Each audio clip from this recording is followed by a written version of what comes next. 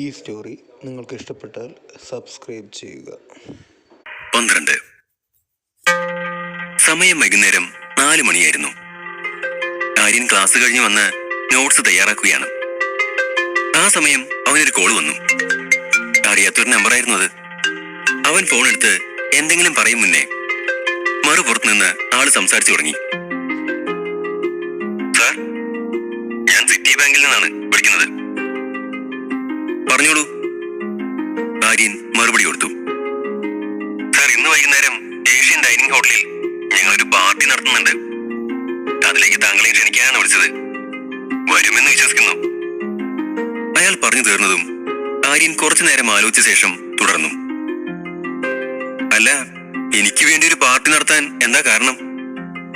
അതിന് മാത്രം ഞാൻ നിങ്ങളുടെ ബാങ്കിന് വേണ്ടി എന്താ ചെയ്തിട്ടുള്ളത്? ആക്ച്വലി താങ്കളാണ് നമ്മുടെ ബാങ്കിലെ ഏറ്റവും പ്രായം കുറഞ്ഞ ഇൻവെസ്റ്റർ. മാത്രമല്ല, സാറ് ഞങ്ങളുടെ ഒരു പ്രൈം ക്ലയന്റ് ആണ്. സാറ് വരികയാണെങ്കിൽ ഇവിടുന്ന് കാർ അയക്കാം. ഞാൻ വന്നില്ലെങ്കിൽ? ആര്യൻ ചോദ്യം തൊടുത്തു. അയ്യോ, വരാതിരിക്കരുത് സാർ. ഞങ്ങളുടെ മുഖ്യാതിഥി താങ്കളാണ്. അക്കാര്യം ഞങ്ങൾ നേരത്തെ നിശ്ചയിച്ചിരുന്നതാണ്. സാറ് വന്നില്ലെങ്കിൽ അത് നമ്മുടെ ബാങ്കിന് ചീത്തപ്പേരാവും. ഇത് ഇതുവരെ കേൾക്കാത്തൊരു കാര്യമാണല്ലോ. ഏതായാലും നിങ്ങൾ ആ പ്രോഗ്രാം ക്യാൻസൽ ചെയ്തോളൂ. ഞാൻ പാർട്ടിക്കൊന്നും പോകാറില്ല. ആര്യൻ സൗമ്യമായി പറഞ്ഞു. സാർ, അങ്ങനെ പറയരുത്. എന്തായാലും വരണം. കുറെ പ്രമുഖർ സാറിനെ കാണാനായിട്ട് മാത്രം പാർട്ടിയിൽ പങ്കെടുക്കുന്നുണ്ട്. എനിക്ക് അതിനോടൊന്നും താല്പര്യമില്ല, സോറി. ഒരു ദീർഘനിശ്വാസത്തോടെ ആര്യൻ പറഞ്ഞു അവസാനിപ്പിച്ചു. സാറ് പെട്ടെന്നിങ്ങനെ പറഞ്ഞ ആര്യന്റെ സംസാരം കേട്ട് മറുപുറത്തുള്ളയാൾ നിസ്സഹായനായി. എന്താ, ഇനിയും എന്നോട് എന്തെങ്കിലും പറയാനോ ചോദിക്കാനുണ്ടോ? ക്ഷമ നശിച്ചെന്ന വണ്ണം ആര്യൻ ചോദിച്ചു. സാർ എന്തായാലും വരണം. സാറ് വരുമെന്ന് ഞങ്ങൾ വിശ്വസിക്കുകയാണ്. മാധവ മേനോൻ സാർ ഉണ്ട് പാർട്ടിക്ക്. ഞാൻ നോക്കാം. താല്പര്യമൊന്നുമില്ലാതെ ആര്യൻ മറുപടി പറഞ്ഞു. പണത്തിന് കൊടുക്കുന്ന ബഹുമാനം മനുഷ്യർക്ക് കൊടുത്തിരുന്നേ ഈ നാട് എന്നേ രക്ഷപ്പെട്ടേനെ. ഫോൺ കട്ടായ ശേഷം ആര്യൻ സ്വയം പറഞ്ഞു. സമയം വൈകുന്നേരം 6:30. സിറ്റി ബാങ്കിലെ എല്ലാ ജീവനക്കാരും ഏഷ്യൻ ഡൈനിങ്ങിൽ എത്തിച്ചേർന്നിരുന്നു. ബാങ്കിന്റെ സിഇഒ രവീന്ദ്രനും മറ്റതിഥികളും നേരത്തെ തന്നെ വന്നു. അവരൊക്കെ ആര്യനെ കാത്തു നിൽക്കുകയാണ്. ആര്യൻ സാർ വരുമെന്ന് സ്വർണയ്ക്ക് ഉറപ്പാണോ? മാനേജർ സ്വർണയോട് ചോദിച്ചതും വരുമെന്ന് അവൾ തലയാട്ടി. എനിക്കറിയാം സാർ, അദ്ദേഹം വരും. എന്താ ഇവിടെ പ്രശ്നം? എന്താ വിയർക്കുന്നേ? എല്ലാം ഓക്കെ അല്ലേ?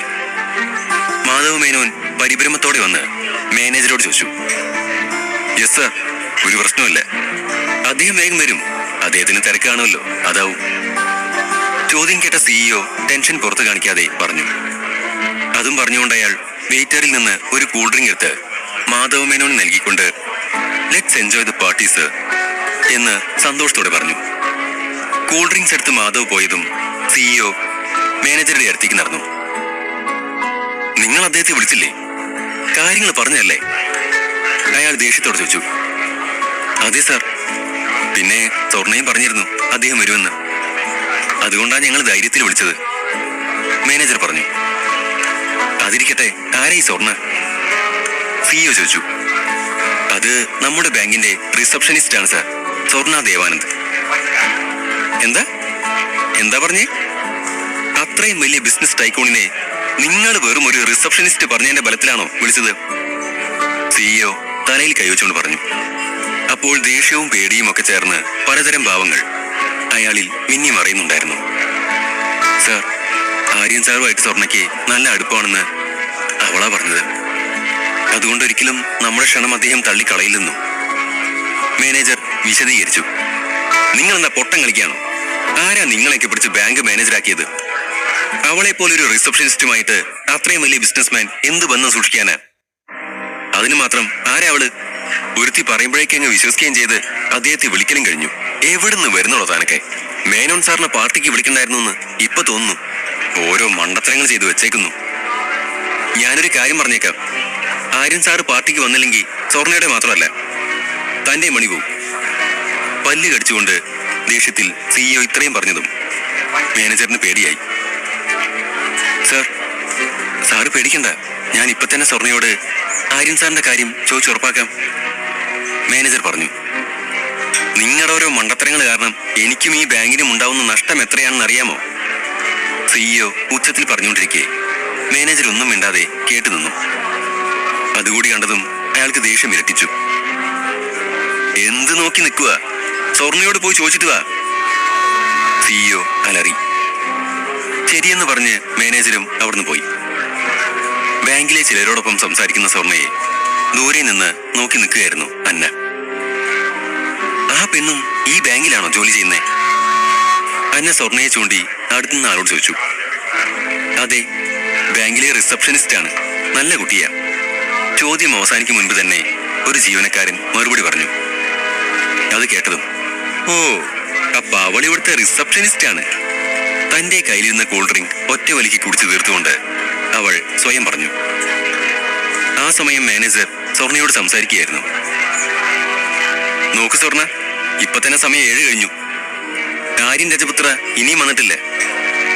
ചിലപ്പോ ട്രാഫിക് ബ്ലോക്കിൽ പെട്ടതാവും സാർ, സ്വർണ മറുപടി പറഞ്ഞു. നോക്ക്, നീയാ എനിക്ക് ഉറപ്പ് തന്നത്. ആര്യൻ കുറച്ച് ലേറ്റ് ആയാലും വരുമെന്ന്. നിന്നെ വിശ്വസിച്ചാണ് നമ്മൾ ഈ പരിപാടി ഓർഗനൈസ് ചെയ്തത്. നിനക്കറിയാലോ, മാധവൻ സാറും നമ്മുടെ സിഇഒയും ഒക്കെ ഉണ്ട് ഇവിടെ. അവരൊക്കെ ആര്യന്റെ കാര്യം ചോദിച്ചുകൊണ്ടിരിക്കുകയാണ്. അയാൾ ഭയത്തോടെ പറഞ്ഞു. സാർ, ആര്യൻ എന്തെങ്കിലും തിരക്കിൽ പെട്ടതാവുമെന്നാ തോന്നുന്നത്, അല്ലാതെ ഇങ്ങനെ ലേറ്റ് ആവില്ല. അത് കേട്ടതും മാനേജർ സ്വർണയെ ദേഷ്യത്തോടെ നോക്കി. നീ അദ്ദേഹത്തെ വിളിച്ചിട്ട് വരുന്നുണ്ടോ ഇല്ലയോ എന്ന് ചോദിക്കും. വരുന്നില്ലാതാണെങ്കിൽ എന്റെയും നിന്റെയും പണി പോയിന്ന് കരുതിക്കോ. ഇല്ല ഇല്ല സാർ, ആര്യൻ എന്തായാലും വരും. മാനേജറുടെ സംസാരം കേട്ടതും വെപ്രാളത്തോടെ സ്വർണ പറഞ്ഞു. എനിക്ക് നിന്നെ വിശ്വാസമില്ല. ആര്യൻ വരുന്നുണ്ടോ ഇല്ലയോ എന്നുള്ള കാര്യത്തിൽ എനിക്ക് ഉറപ്പ് വേണം. അയാൾ പല്ലി കടിച്ചു. ഓക്കെ സാർ, ഞാൻ ഇപ്പൊ തന്നെ ആര്യനെ വിളിക്കാം. അവൾ ഫോൺ എടുത്ത് ആര്യനെ വിളിച്ചു. ഫോൺ റിംഗ് അടിച്ചിട്ടും ആര്യൻ എടുക്കാതായപ്പോ സ്വർണയ്ക്ക് ഭയം തോന്നി. ആര്യൻ ഫോൺ എടുക്കാതിരിക്കാറില്ലല്ലോ, എന്തെങ്കിലും പ്രശ്നം ഉണ്ടായി കാണുമോ? ഒന്നുകൂടെ വിളിച്ചു നോക്കാം, അവൾ സ്വയം ചോദിച്ചുകൊണ്ടിരുന്നു. ഒന്നുകൂടെ വിളിച്ചു നോക്കി. പക്ഷെ ഇപ്രാവശ്യം ഫോൺ പരിധിക്ക് പുറത്തെന്ന് പറഞ്ഞുകൊണ്ടിരുന്നു. ആര്യന്റെ കോൾ കണക്ട് ആവാതെ വന്നതും സ്വർണയ്ക്ക് പേടി തോന്നി. ഫോൺ എടുക്കാരിയ എന്നവൾ സ്വയം പറഞ്ഞുകൊണ്ടേയിരുന്നു. എന്നിട്ട് കുറച്ചു കഴിഞ്ഞതും അവൾ അവന് വാട്സപ്പിൽ ഒരു മെസ്സേജ് അയച്ച ശേഷം ഫോൺ കയ്യിൽ തന്നെ പിടിച്ചു. എന്റെ മിസ് കോൾ കണ്ട അവൻ തിരിച്ചു വിളിക്കും, ഉറപ്പാ. അവൾ അങ്ങനെ ചിന്തിച്ചുകൊണ്ടിരിക്കെ തന്നെ അന്ന അവൾക്ക് അടുത്തേക്ക് വന്ന് പരിചയം കാണിച്ചു. ആളെ മനസ്സിലായില്ലെന്ന പോലെ സ്വർണ്ണ നോക്കി നിന്നതും അന്ന തുടർന്നു. എന്നെ മനസ്സിലായില്ലേ? ആ, കണ്ടിട്ടുണ്ട്. മാധവമേനോൻ സാറിന്റെ മോളല്ലേ? വലിയ താല്പര്യമില്ലാതെ സ്വർണ്ണ പറഞ്ഞു. ശേഷം അവളുടെ നോട്ടം വാതിൽക്കലേക്ക് നീണ്ടു. അത് കണ്ടതും അന്നയും അവളെ നോക്കി. പ്രിയപ്പെട്ട ആരെയോ വെയിറ്റ് ചെയ്യുകയാണെന്ന് തോന്നല്ലോ, അന്ന ചിരിയോടെ ചോദിച്ചു. അതെ, വെയിറ്റ് ചെയ്യുകയാണ്. വിരോധമില്ലെങ്കിൽ ആരാണെന്ന് എന്നോട് പറയാമോ? അന്ന ചോദിച്ചു. ആളിപ്പോ വരും, അന്നേരം കാണാം. ഒരു നിമിഷമെന്ന് പറഞ്ഞ് സ്വർണ്ണ അവിടുന്ന് പോയി. സ്വർണ്ണ, ഇന്നിപ്പം നമ്മൾ രണ്ടും ഒരേ സ്ഥലത്താ. ഇന്ന് നിന്നെ ഞാനൊരു പാഠം പഠിപ്പിക്കും. സ്വർണ്ണ പോയ വഴിയെ നോക്കി അന്ന സ്വയം പറഞ്ഞുകൊണ്ട് ചിരിച്ചു. ആര്യനെന്താ വരാത്തെ? അതിന്റെ കാരണം പറയാമോ? മാധവമേനോൻ സിഇഒയെ നോക്കി ചോദിച്ചു. ആള് വരും സാർ, ട്രാഫിക് ബ്ലോക്കിൽ കുടുങ്ങിയതാവും, സിഇഒ ഒന്ന് ചിരി വരുത്തിക്കൊണ്ട് പറഞ്ഞു. അപ്പോൾ മാനേജർ ഉണ്ടായിരുന്നു അടുത്ത്. സിഇഒയും മാനേജറും തമ്മിൽ കണ്ണുകൾ കൊണ്ട് എന്തൊക്കെയോ പരസ്പരം പറയുന്നുണ്ടായിരുന്നു. അതൊക്കെ മാധവമേനോൻ കാണുകയും ചെയ്തു. നിങ്ങളുടെ കഥകളി കാണാനല്ല ഞാൻ എന്റെ തിരക്കുകളൊക്കെ മാറ്റിവെച്ച് വന്നത്. എനിക്ക് കോടിക്കണക്കിന് ബിസിനസ് ഡീലിങ്സ് ആണുള്ളത്. എന്നിട്ടും ആര്യൻ രജപുത്രയെ കാണാമെന്നോർത്ത നിങ്ങൾ വിളിച്ചപ്പോൾ ഞാൻ ഇവിടെ എല്ലാ തിരക്കും മാറ്റിവെച്ച് വന്നത്. എന്നിട്ടിപ്പോ കുടിച്ചുകൊണ്ടിരുന്ന ഗ്ലാസ് തിരിച്ചു കൊടുത്തുകൊണ്ട് അയാൾ പറഞ്ഞു. സർ, അദ്ദേഹം ഇപ്പൊ വരും, അതുവരെ പാർട്ടി എൻജോയ് ചെയ്യൂ. മാനേജർ അയാളെ അനുനയിപ്പിക്കാൻ ശ്രമിച്ചു. ഞാൻ നിങ്ങളുടെ പാർട്ടി കൂടാനൊന്നല്ല വന്നത്, എനിക്ക് കാണേണ്ടത് ആര്യനെയാ, മനസ്സിലായോ? മേനോൻ ദേഷ്യത്തോടെ പറഞ്ഞു. എനിക്കറിയാം സാർ, അദ്ദേഹം വേഗം വരും, ഞാനൊന്ന് വിളിക്കട്ടെ. മാനേജർ സ്വർണയെ നോക്കി. അയാൾ പോയതും മേനോൻ സിഇഒയ്ക്ക് നേരെ തിരിഞ്ഞു. ഇന്ന് എനിക്ക് ആര്യൻ രജപുത്രയെ കാണാൻ പറ്റിയില്ലെങ്കിൽ നിങ്ങളുടെ ബാങ്കുമായിട്ടുള്ള സകല ബന്ധവും ഞാൻ വേണ്ടെന്ന് വെക്കും. ഇന്ന് രാത്രി തന്നെ. അയ്യോ വേണ്ട സാർ, അങ്ങനെ ചെയ്യരുത്. ആര്യൻ ഇപ്പൊ വരും, സിഇഒ അപേക്ഷിച്ചു. സമയം 8 കഴിഞ്ഞു. സ്വർണ്ണ വാതിൽക്കൽ നിന്നുകൊണ്ട് ഇടയ്ക്കിടെ പുറത്തേക്ക് നോക്കി നിൽക്കുകയാണ്. എന്താവും ആര്യൻ ഇതുവരെയും വരാത്തത്? ഒന്നുകൂടെ വിളിച്ചു നോക്കിയാലോ? അവൾ ഒരിക്കൽ കൂടെ ആര്യന്റെ നമ്പർ ഡയൽ ചെയ്തെങ്കിലും അപ്പോഴും അത് പരിധിക്ക് പുറത്തായിരുന്നു. സ്വർണ്ണയ്ക്ക് ഭയം അധികരിച്ചു. ഇവൻ എവിടെ പോയി കിടക്കുക? നീരവന്റെ നമ്പറും കയ്യിലില്ല. ഇല്ലെങ്കിൽ അവനെങ്കിലും വിളിച്ച് ആര്യൻ എവിടെയെന്ന് ചോദിക്കായിരുന്നു. സങ്കടത്തോടെ സ്വയം പറഞ്ഞുകൊണ്ടിരിക്കുമ്പോൾ മാനേജർ അങ്ങോട്ടേക്ക് വന്നു. അയാളെ കണ്ടതും അവളൊന്ന് ചിരിക്കാൻ ശ്രമിച്ചു. അദ്ദേഹം വരുന്നുണ്ട്. കൊച്ചിയിലെ ട്രാഫിക്കിന്റെ കാര്യം ഞാൻ പറയാതെ തന്നെ സാറിന് അറിയില്ലേ? അവൾ ചിരി വരുത്തി പറഞ്ഞതും മാനേജർ അവളെ കൊല്ലാനുള്ള ദേഷ്യത്തോടെ നോക്കി. എന്താ സാർ, എന്താ ഇങ്ങനെ നോക്കുന്നേ? കപട ചിരിയോടെ സ്വർണ്ണ ചോദിച്ചു. നിന്റെ വാക്ക് കേൾക്കുന്നതിന് മുന്നേ ഒന്ന് ചിന്തിച്ചിരുന്നേൽ ഇപ്പൊ എന്റെ അവസ്ഥ ഇങ്ങനെ ആവില്ലായിരുന്നു. നീ കാരണം ഇപ്പൊ എന്റെ കാര്യത്തിൽ തീരുമാനമായി. അയാൾ പല്ല് കടിച്ചുകൊണ്ട് പറഞ്ഞു. ഇല്ല സാർ, അങ്ങനെയൊന്നും സംഭവിക്കില്ല. ആര്യം വരും. അത് കേൾക്കെ അയാൾ അവളെ ഒന്ന് തുറച്ചു നോക്കിക്കൊണ്ട് അവിടെ നിന്നും പോയി. കുറച്ചു ദൂരെ നിന്ന് സ്വർണ്ണയെ നോക്കുകയായിരുന്ന അന്ന മാനേജർ പറഞ്ഞതൊക്കെയും കേട്ടിരുന്നു. അവൾ സ്വർണ്ണയുടെ അടുത്തേക്ക് പോയി. എന്താ പ്രശ്നം? കുറെ നേരമായി ഞാൻ ശ്രദ്ധിക്കുന്നു. താൻ വളരെ അപ്സെറ്റ് ആണല്ലോ. ഞാൻ ഹെൽപ്പ് ചെയ്യണോ? ചോദിച്ചുകൊണ്ട് അന്ന സ്വർണ്ണയെ അടിമുടി നോക്കി. വേണ്ട. സ്വർണ്ണ സൗമ്യമായി മറുപടി പറഞ്ഞുകൊണ്ട് അവിടെ നിന്ന് പോയി. സ്വർണ്ണ ഗേറ്റിനടുത്തേക്ക് ചെന്നതും മാനേജരും വന്നു. ഇത്തവണ അയാളുടെ കൂടെ സിഇഒയും ഉണ്ടായിരുന്നു. സ്വർണ്ണ, നിന്റെ കാര്യം തീരുമാനമായി. അവരെ കണ്ടതും അവൾ സ്വയം പറഞ്ഞു. ആര്യൻ വരുമോ? സ്വർണ്ണയുടെ ജോലി നഷ്ടപ്പെടുമോ? അധ്യായം 13. സമയം രാത്രി 8:30. സ്വർണ്ണ ഹോട്ടലിന്റെ വാതിൽക്കൽ ആര്യന്റെ വരവും കാത്തു നിൽക്കുകയാണ്. ഇത്ര നേരായിട്ടും ഇവരെന്താ വരാത്തെ? പറഞ്ഞ സമയത്തിന്റെ കണക്ക് വെച്ച് നോക്കുമ്പോ ഈ നേരം ഇവിടെ എത്തേണ്ടതല്ലേ? അവൾ തുടരെ പറഞ്ഞുകൊണ്ടിരുന്നു. അപ്പോഴും ഇടയ്ക്കിടെ നോട്ടം വാതിൽക്കലേക്ക് നീളുന്നുണ്ടായിരുന്നു. പെട്ടെന്ന് മുൻപിൽ ആര്യൻ നിന്ന് അവൾ നോക്കി ചിരിക്കുന്നു. സ്വർണ്ണ വിശ്വാസം വരാതെ ഒന്നുകൂടി കണ്ണു ചിമ്മി നോക്കി. മാധവമേനോനോടൊപ്പം നിന്ന അന്നയുടെ കണ്ണുകളും ആര്യനിലായിരുന്നു. എല്ലാവരും കാത്തുനിന്ന ആ ഗസ്റ്റ് ആര്യനാണെന്ന് അറിയാതെ അന്ന സ്വയം പറഞ്ഞു. ഈ ദരിദ്രവാസിക്ക് ഈ 5 സ്റ്റാർ ഹോട്ടൽ എന്താ കാര്യം? എനിക്കറിയായിരുന്നു നീ വരുമെന്ന്. ആര്യനെ കണ്ടതും അത്യധികം സന്തോഷത്തോടെ സ്വർണ്ണ അവന്റെ അടുത്തേക്ക് ചെന്ന് പറഞ്ഞു. ഞാനിന്ന് ഇവിടേക്ക് വന്നത് തന്നെ എനിക്കിവിടെ ചിലരെ കാണാനുള്ളത് കൊണ്ടാ. അത് പറഞ്ഞുകൊണ്ട് ആര്യൻ മാധവമേനോനെ ഒന്ന് നോക്കി. സ്വർണ്ണയ്ക്ക് എന്തെങ്കിലും മറുപടി പറയാൻ കഴിയും മുൻപ് തന്നെ ബാങ്കിന്റെ സിഇഒയും മേനോനും കൂടി വന്ന് ആര്യനെ അകത്തേക്ക് സ്വീകരിച്ചു കഴിഞ്ഞിരുന്നു. അന്നയ്ക്കെപ്പോഴും എന്താ നടക്കുന്നതെന്ന യാതൊരു ഊഹവും ഇല്ലായിരുന്നു. അവളുടെ കണ്ണുകൾ തികഞ്ഞമ്പരപ്പോടെ അവിടെ മാകെ അലയുകയായിരുന്നു.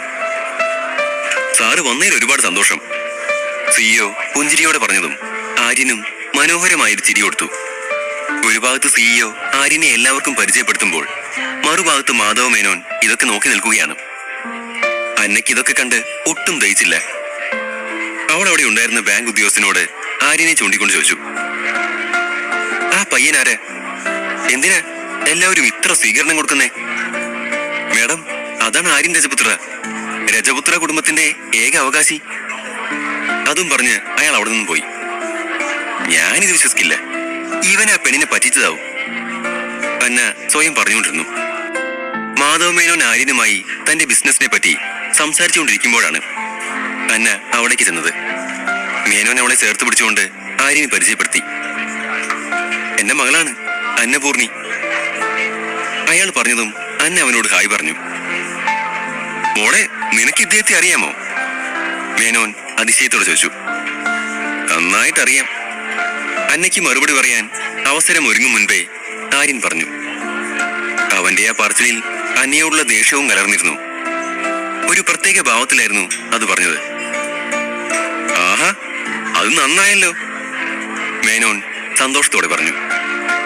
സാറ് പറഞ്ഞ പ്രൊജക്റ്റിനെ പറ്റി നമുക്ക് പിന്നെ സംസാരിക്കാം. ഞാനൊന്ന് ആലോചിച്ചിട്ട് പറയാം. ഇപ്പൊ എനിക്കൊരു തീരുമാനം എടുക്കാനാവില്ല. ആര്യൻ എന്നെ തുറച്ചു നോക്കിക്കൊണ്ട് മേനോനോട് പറഞ്ഞു. എന്നിട്ട് സ്വർണ്ണയ്ക്കടുത്തേക്ക് ചെന്നു. അദ്ദേഹത്തിന് പെട്ടെന്ന് എന്തു പറ്റി? ആര്യൻ പോയ വഴിയെ നോക്കി മേനോൻ പറഞ്ഞു.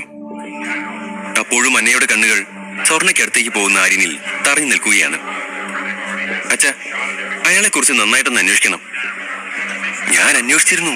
കോടീശ്വരനാ, ഏഷ്യയിലെ തന്നെ ഏറ്റവും വലിയ പണക്കാരിലൊരാൾ.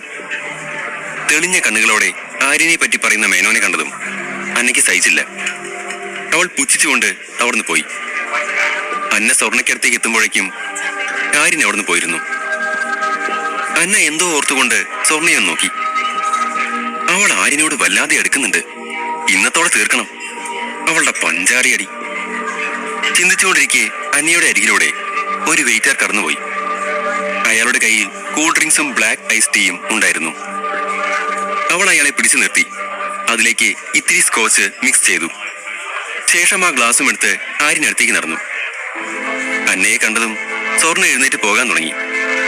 അത് കണ്ട അന്ന അവളുടെ കയ്യിൽ പിടിച്ചു തടഞ്ഞു. സ്വർണ്ണ, നിനക്ക് എന്നെ ഇഷ്ടമല്ലെന്ന് എനിക്കറിയാം. പക്ഷേ എനിക്ക് തന്നോടൊരു വിരോധമില്ല. നമുക്ക് പഴയതൊക്കെ മറന്നിട്ട് നല്ല സുഹൃത്തുക്കളായിക്കൂടെ? വേണ്ടെന്ന് പറയരുത്.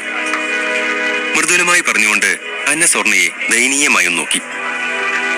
അതോടെ സ്വർണ്ണയ്ക്ക് എന്ത് ചെയ്യണമെന്ന് അറിയാതെയായി. സ്വർണ്ണ കുറച്ചു നേരം ആലോചിച്ച ശേഷം കൈ നീട്ടി. അന്ന ആ കൈ കവർന്നു. ദാ, ഇത് പിടിക്കേ, നമ്മുടെ കൂട്ടിന്റെ തുടക്കാവട്ടെ. അന്ന ബ്ലാക്ക് ഐസ് ടീ സ്വർണ്ണയ്ക്ക് നേരെ നീട്ടി. എനിക്ക് വേണ്ട, ഞാൻ കുടിക്കാറില്ല. സ്വർണ്ണ നിരസിച്ചു. ഇത് ടീ അല്ലേ, ഇതിൽ മദ്യമൊന്നുമില്ലല്ലോ. അന്ന ചിരിച്ചു. ശരിക്കും? സ്വർണ്ണ സംശയഭാവേന ചോദിച്ചതും അന്ന ആണെന്ന് തലയാട്ടി. അന്ന പൂർണ്ണ മനസ്സോടെയാണ് തന്റെ അടുത്തേക്ക് വന്നതെന്ന് കരുതി സ്വർണ്ണ അവൾ കൊടുത്ത ബ്ലാക്ക് ഐസ് ടീ കുടിച്ചു. കുറച്ചു കഴിഞ്ഞതും സ്വർണ്ണയ്ക്ക് തല ചുറ്റുന്നത് പോലെ തോന്നി. അവൾ മെല്ലെ കസാരയിലേക്ക് ഇരുന്നു. എനിക്ക് എന്തൊക്കെയോ ബുദ്ധിമുട്ട് പോലെ തോന്നുന്നു, സ്വർണ്ണ തലയിൽ കൈവച്ചുകൊണ്ട് പറഞ്ഞു. പതിയെ പതിയെ സ്വർണ്ണയിൽ ലഹരി പടരാൻ തുടങ്ങി. അത് കണ്ടതും അന്നെ അവിടുന്ന് പെട്ടെന്ന് സ്ഥലം വിട്ടു. കുറച്ചു കഴിഞ്ഞതും ആര്യൻ സ്വർണ്ണയെ കൈവീശി വിളിച്ചെങ്കിലും ഫലമുണ്ടായില്ല. കുറെ വിളിച്ചിട്ടും യാതൊരു മറുപടിയും കിട്ടാതായതോടെ അവൾക്ക് വയ്യെന്നവന് മനസ്സിലായി. അതോടെ അവൻ കൂടെ നിന്നവരുടെ അനുവാദം ചോദിച്ചിട്ട് അവൾക്ക് അടുത്തേക്ക് നടന്നു. നീ എന്താ ഇന്നിരിക്കുന്നേ? അവൻ സ്വർണ്ണയ്ക്ക് അടുത്തേക്ക് വന്ന് ചോദിച്ചു. ഞാനെന്താ ചെയ്തേ? അവൾ നാവ് കുഴഞ്ഞുകൊണ്ട് ചോദിച്ചു. നിനക്ക് വയ്യെന്ന് തോന്നല്ലോ, നീ വീട്ടിൽ പോയിക്കോ, അതാ നല്ലത്. ആര്യൻ അവളെ തോളിൽ പിടിച്ചുയർത്തി പുറത്തേക്ക് കൊണ്ടുപോയി. അവൻ അവളെയും കൊണ്ട് ഗാർഡന്റെ അടുത്തേക്ക് എത്തിയതും അന്ന വെയിറ്ററിനോട് എന്തോ കണ്ണു കാണിച്ചു. നീ എത്ര പെഗ് അടിച്ചടി? ആര്യൻ ചോദിച്ചു. അമ്മ സത്യമായിട്ട് ഞാൻ കുടിച്ചിട്ടില്ലടാ. ആര്യന്റെ കഴുത്തിൽ കൈമുറുക്കി സ്വർണ്ണ പറഞ്ഞു തീർക്കെ തന്നെ അവൾ ആര്യന്റെ ഷൂവിന് മുകളിലേക്ക് ഛർദിച്ചു. അവൻ അവളുടെ പുറത്ത് തടവി കൊടുത്തു. ശീലമില്ലെങ്കിൽ പിന്നെ എന്തിനാ കുടിക്കാൻ പോയേ? അവളുടെ മുതുകിൽ തടവിക്കൊണ്ട് തന്നെ ആര്യൻ ചോദിച്ചു. എടാ, സത്യമായിട്ട് ഞാൻ കുടിച്ചിട്ടില്ല, നിനക്ക് എന്നെ വിശ്വാസമില്ലേ? അവൾ കരയാൻ തുടങ്ങി. ആ മതി, കരയണ്ട, ഞാൻ വീട്ടിൽ കൊണ്ടാക്കാം. അവൻ സമാധാനിപ്പിച്ചു. വീടോ? എനിക്ക് വീടൊന്നും ഇല്ല, അവൾ ഉച്ചത്തിൽ ചിരിച്ചുകൊണ്ട് പറഞ്ഞു. ശേഷം അവന്റെ കൊടലിൽ പിടിച്ചുകൊണ്ട് ആകാശത്തേക്ക് വിരൽ ചൂണ്ടി. നോക്ക് അമ്പിളി മാമൻ, ഹായ് പറ. അവളുടെ സംസാരം കേട്ട് തലയ്ക്ക് കൈ കൊടുത്തുകൊണ്ട് അവൻ ആകാശത്തേക്ക് നോക്കി ഹായ് എന്ന് കാണിച്ചു. ഇനി പോവാലോ? പറഞ്ഞു തീർത്ത് അവൻ അവളെയും കൊണ്ട് നേരെ പാർക്കിങ്ങിലോട്ട് പോയി. അവിടെ അവന്റെ ഡ്രൈവർ അവന്റെ ലക്ഷറി കാറുമായി കാത്തു നിൽക്കുന്നുണ്ടായിരുന്നു. കുറച്ച് പ്രയാസപ്പെട്ടിട്ടാണെങ്കിലും ആര്യൻ അവളെ കാറിന്റെ പിൻസീറ്റിലേക്ക് ഇരുത്തി. ഒപ്പം തന്നെ അവനും ഇരുന്നു. കുറച്ചു കഴിഞ്ഞതും അവരെ ആരോ പിന്തുടരുന്നതായി ആര്യൻ തോന്നി. കുറച്ചു നേരം നോക്കിയെങ്കിലും ആരെയും കാണാഞ്ഞ് ഡ്രൈവറോട് വണ്ടി മുന്നോട്ടെടുക്കാൻ പറഞ്ഞു. അതിനിടയിൽ പലതവണ സ്വർണ്ണയോട് അഡ്രസ് ചോദിച്ചെങ്കിലും മദ്യലഹരിയിൽ അഡ്രസ് ഒഴികെ ബാക്കിയൊക്കെ അവൾ പറഞ്ഞു. ഞാനിവളെ എങ്ങോട്ടാ കൊണ്ടുപോവാ?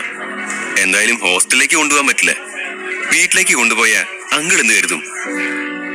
ആര്യൻ ചിന്തിച്ചുകൊണ്ടിരുന്നു. അവൻ അപ്സര ഹോട്ടൽ കണ്ടു. പുറത്തുനിന്ന് നോക്കുമ്പോ തന്നെ അവനത് ഇഷ്ടപ്പെട്ടു. അതോടെ സ്വർണയെ ഇവിടെ നിർത്താമെന്ന് തീരുമാനിച്ചു. അവൻ അവിടെ വണ്ടി നിർത്തി. സ്വർണ അപ്പോഴും എന്തൊക്കെയോ സംസാരിച്ചുകൊണ്ടേ ഇരിക്കുകയായിരുന്നു. അവന് വല്ലാത്ത ഇറിറ്റേഷൻ തോന്നി. എടി നിർത്ത്, കുറെ നേരമായല്ലോ.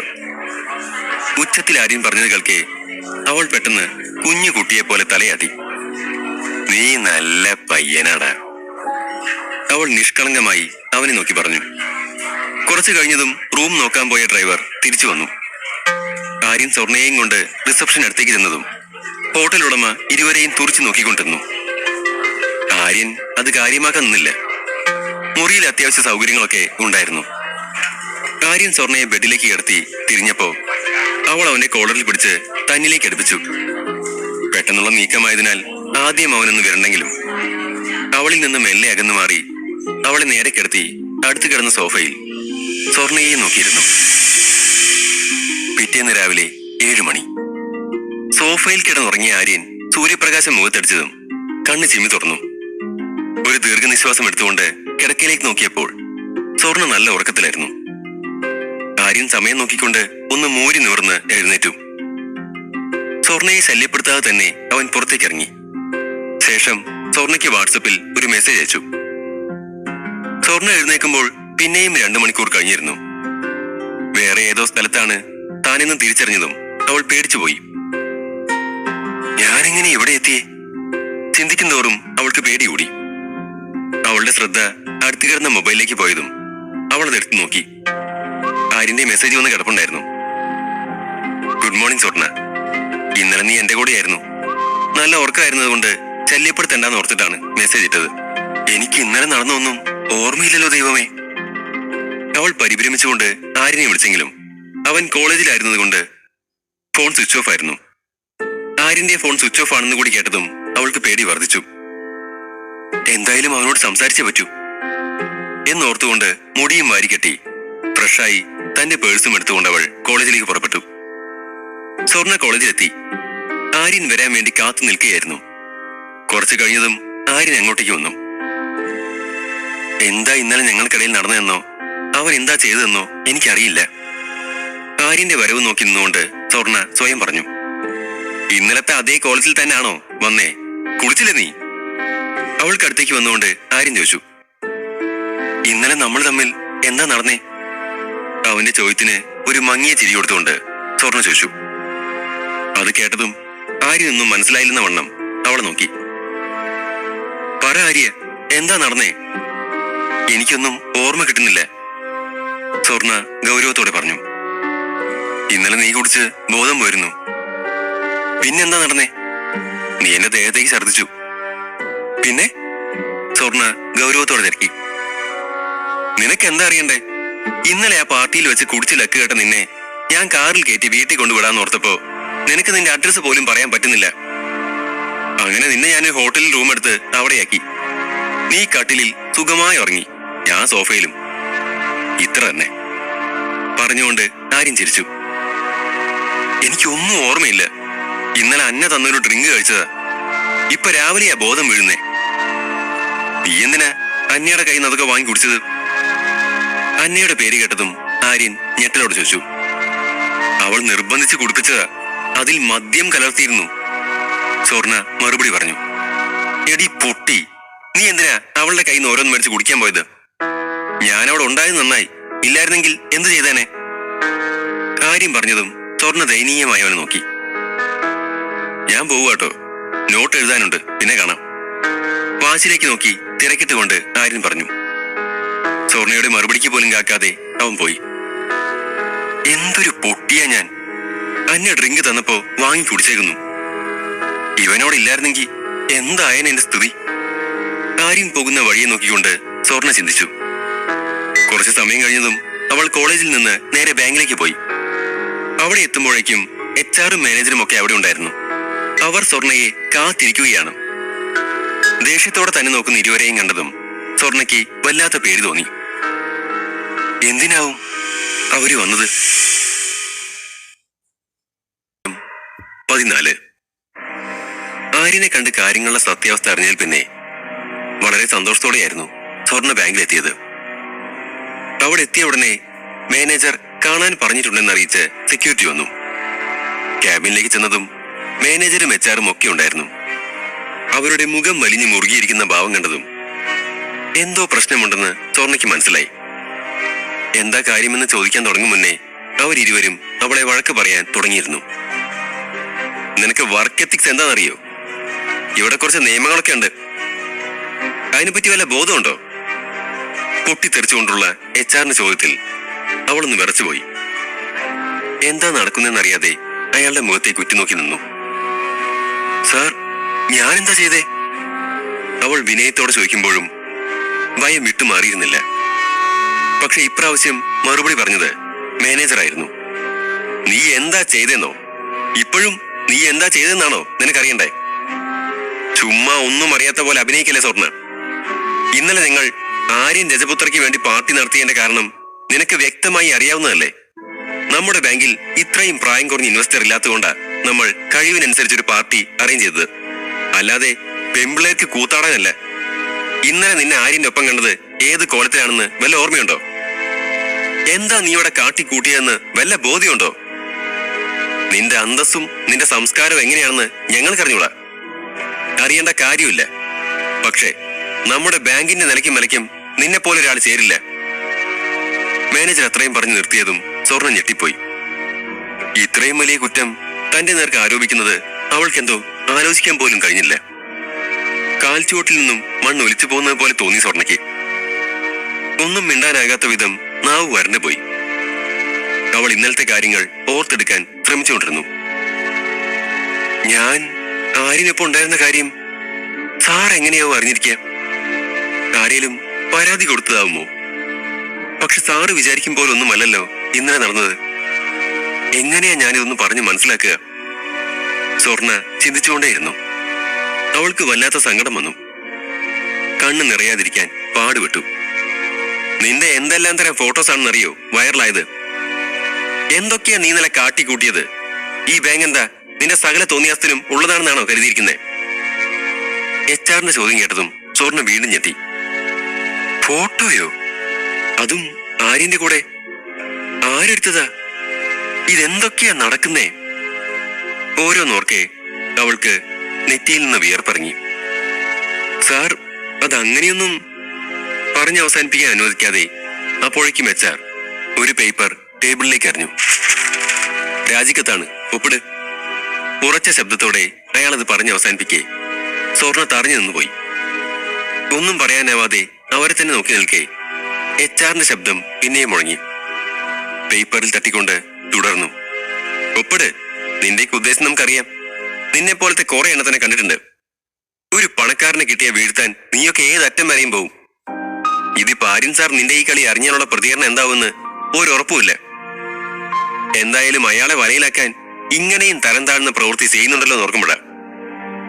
പുച്ഛത്തോടെയുള്ള സാറിന്റെ സംസാരം കേട്ടതും സ്വർണ്ണ കരഞ്ഞുപോയി.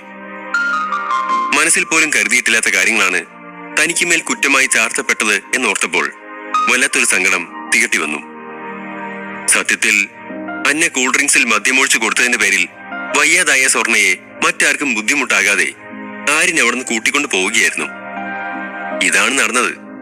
പക്ഷെ ആരാ ഫോട്ടോ എടുത്തത്? ഇതൊക്കെ ആരോ തന്നെ കൊടുക്കാൻ വേണ്ടി മനഃപൂർവ്വം ചെയ്തതാണെന്ന് അവൾക്ക് ബോധ്യപ്പെട്ടു. രണ്ടാളുടെയും കരിയർ നശിപ്പിക്കാൻ വേണ്ടി പ്ലാൻ ചെയ്തുണ്ടാക്കിയതാ ഇതൊക്കെയെന്ന് അവൾക്ക് മനസ്സിലായി.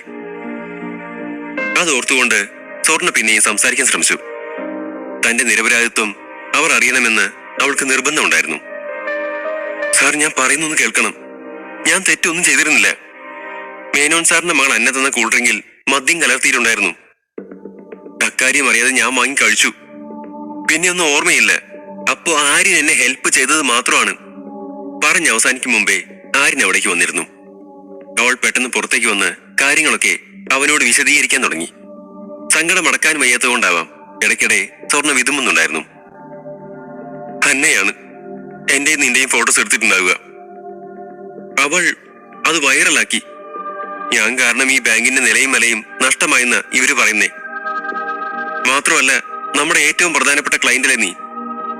അതും നഷ്ടമാവുമോ എന്ന പേടിയുണ്ട്. അതുകൊണ്ട് എന്നോട് രാജിവെക്കാൻ പറയുകയാണ്. ഇതൊക്കെ കേട്ടതും മറുത്തൊന്നും പറയാതെ ആര്യൻ ക്യാബിനിലേക്ക് ഇടിച്ചു കയറിപ്പോയി. ആര്യനെയും അവന്റെ പുറകിൽ വരുന്ന സ്വർണയെയും പെട്ടെന്ന് കണ്ടതും മാനേജരും എച്ചാറും ഒരു നിമിഷം ഞെട്ടിപ്പോയി. ഇത്തവണ അവർക്ക് സംസാരിക്കാൻ ഒരു ഇടവേള പോലും നൽകാതെ ആര്യൻ സംസാരിച്ചു തുടങ്ങി. എനിക്കിപ്പൊ നിങ്ങളുടെ ബാങ്കിന്റെ സകല നിലയും വിലയും കളയാം, നിങ്ങളെ നാണം കെടുത്താം. പക്ഷേ ഞാനത് ചെയ്യുന്നില്ല. പക്ഷെ സ്വർണയെ പുറത്താക്കാനാണ് ശ്രമമെങ്കിൽ നിങ്ങളെയും ഞാൻ അതുപോലെ എന്നേക്കുമായിട്ട് പുറത്താക്കും. എനിക്കതിന് കഴിയുകയും ചെയ്യും. പക്ഷെ ഞാനത് ചെയ്യുന്നില്ല. ഒന്നാമത്തെ കാര്യം, അത് അവൾ അറിഞ്ഞുകൊണ്ട് ചെയ്തതല്ല. അഥവാ ആണെങ്കിൽ തന്നെ അത് ഞങ്ങളുടെ രണ്ടുപേരുടെയും വ്യക്തിപരമായ കാര്യമാണ്.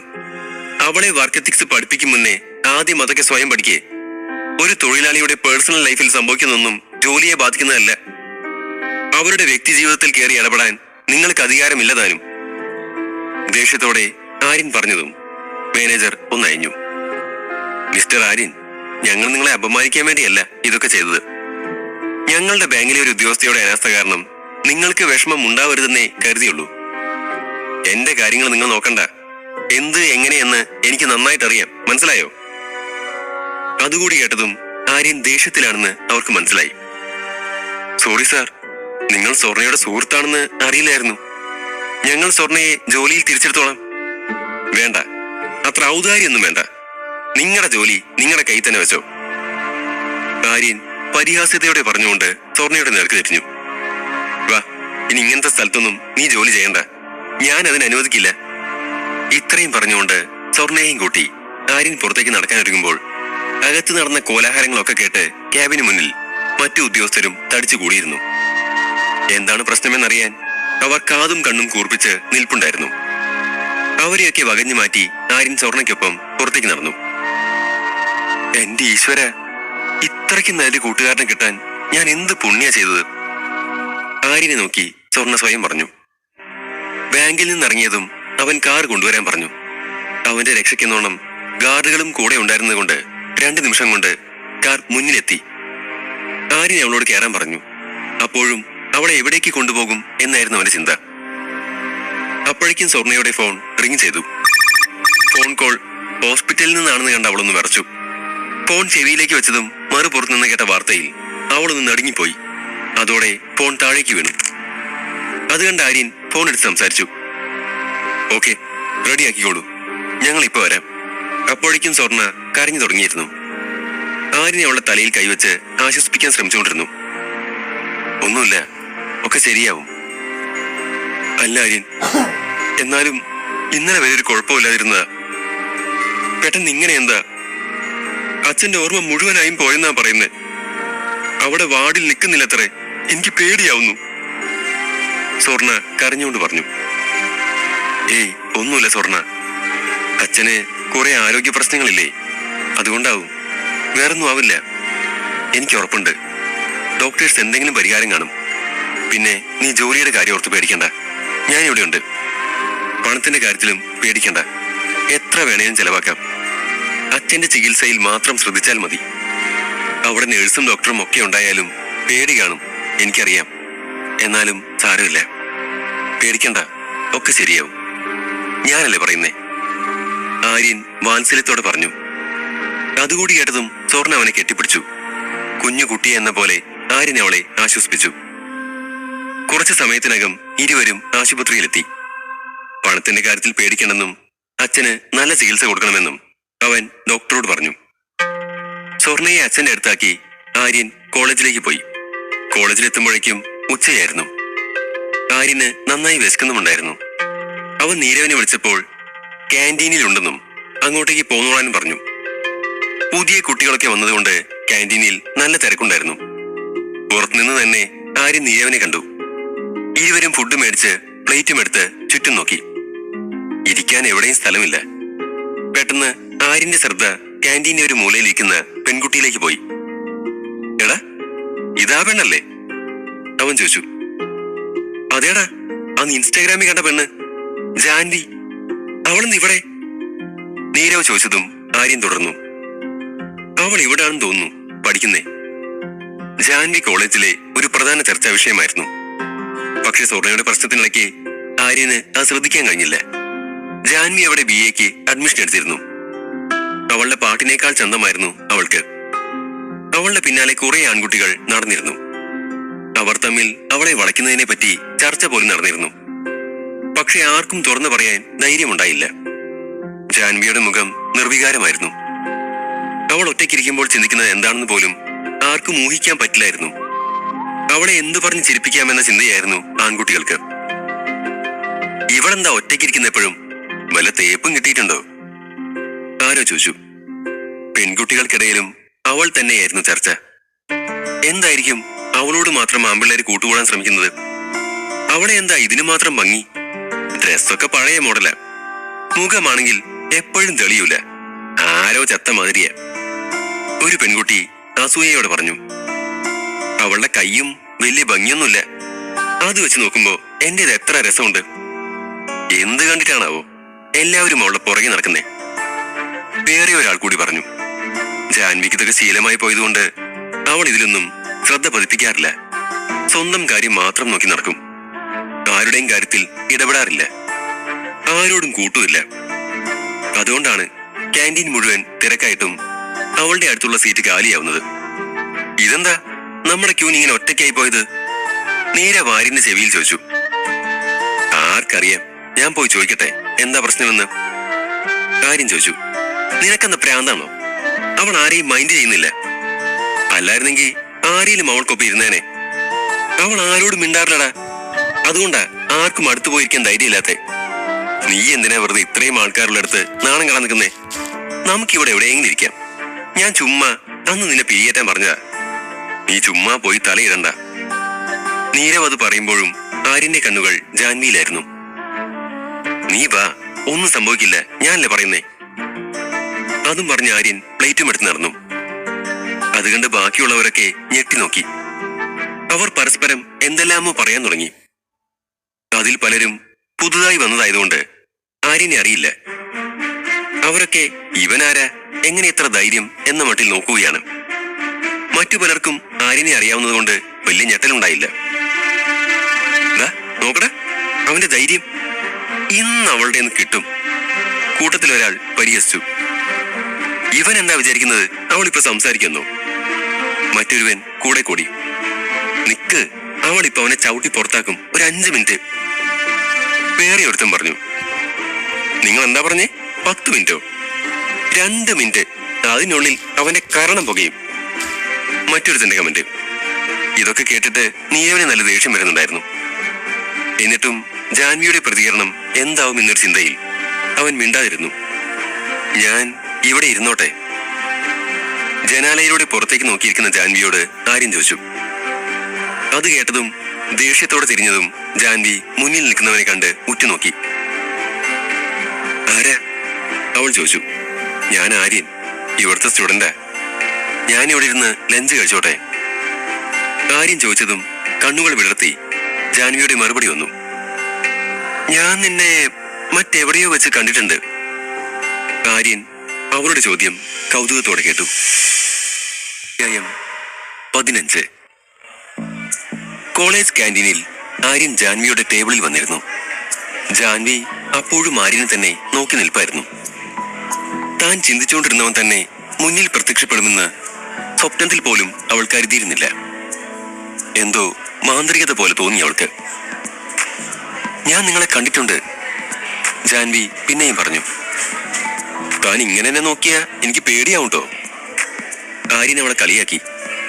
ആര്യൻ അത് പറഞ്ഞതും ജാൻവിയുടെ കവിളുകൾ നാണത്താൽ ചുവന്നു. ഇതൊക്കെ കണ്ട് നീരവിന്റെ കിളി പോയി. ഇരുവരും തമ്മിൽ മുൻപേ പരിചയമുണ്ടോ എന്ന മട്ടിൽ അവൻ രണ്ടുപേരെയും മാറി മാറി നോക്കി. ആര്യനെ കണ്ട ശേഷമുള്ള ജാൻവിയുടെ നാണം കൂടിയായതും സംശയം ഒന്നുകൂടി ബലപ്പെട്ടു. ഇനി ജാൻവിക്ക് ആര്യൻ ഇഷ്ടമാണോ? നീരവ് ചിന്തിച്ചു. എടാ, നിനക്ക് ഇവളെ നേരത്തെ അറിയൂ, എന്നിട്ട് ഇത്രയും ഇവർ നടന്നിട്ടും എന്നോടെന്താ ഒരു വാക്ക് പറയാഞ്ഞേ? നീരവ് ആര്യന്റെ അടുത്ത് വന്ന് ചെവിയിൽ ചോദിച്ചതും ആര്യൻ അവന്റെ വയറ്റത്തടിച്ചുകൊണ്ട് മിണ്ടാതിരിക്കാൻ പറഞ്ഞു. അപ്പോ തന്റെ കൂടെ ഇരുന്ന് ഞങ്ങൾക്ക് കഴിക്കാം അല്ലേ? ആര്യൻ പിന്നെയും ചോദിച്ചു. അത് കേട്ടതും അവൾ ആവേശത്തോടെ തലയാട്ടി. പിന്നല്ലാതെ, വാ ഇരിക്കേ. ആര്യൻ ഇരുന്ന ശേഷം നീരവനോടും ഇരിക്കാൻ കണ്ണു കാണിച്ചു. ജാൻവിക്ക് നീരവനെ പരിചയപ്പെടുത്തി കൊടുത്തു. ജാൻവി, ഇതാണ് എൻ്റെ ബെസ്റ്റ് ഫ്രണ്ട് നീരവ്. ഇവനാണ് ഈ കോളേജിൽ എനിക്ക് ആകെയുള്ള സുഹൃത്ത്. പറഞ്ഞാൽ വിശ്വസിക്കുമെന്ന് അറിയില്ല. ഫ്രണ്ട് എന്ന് പറഞ്ഞാൽ ഇവന്. എനിക്ക് എന്ത് ആപത്ത് വന്നാലും കൂടെ ഇവനുണ്ടാവും.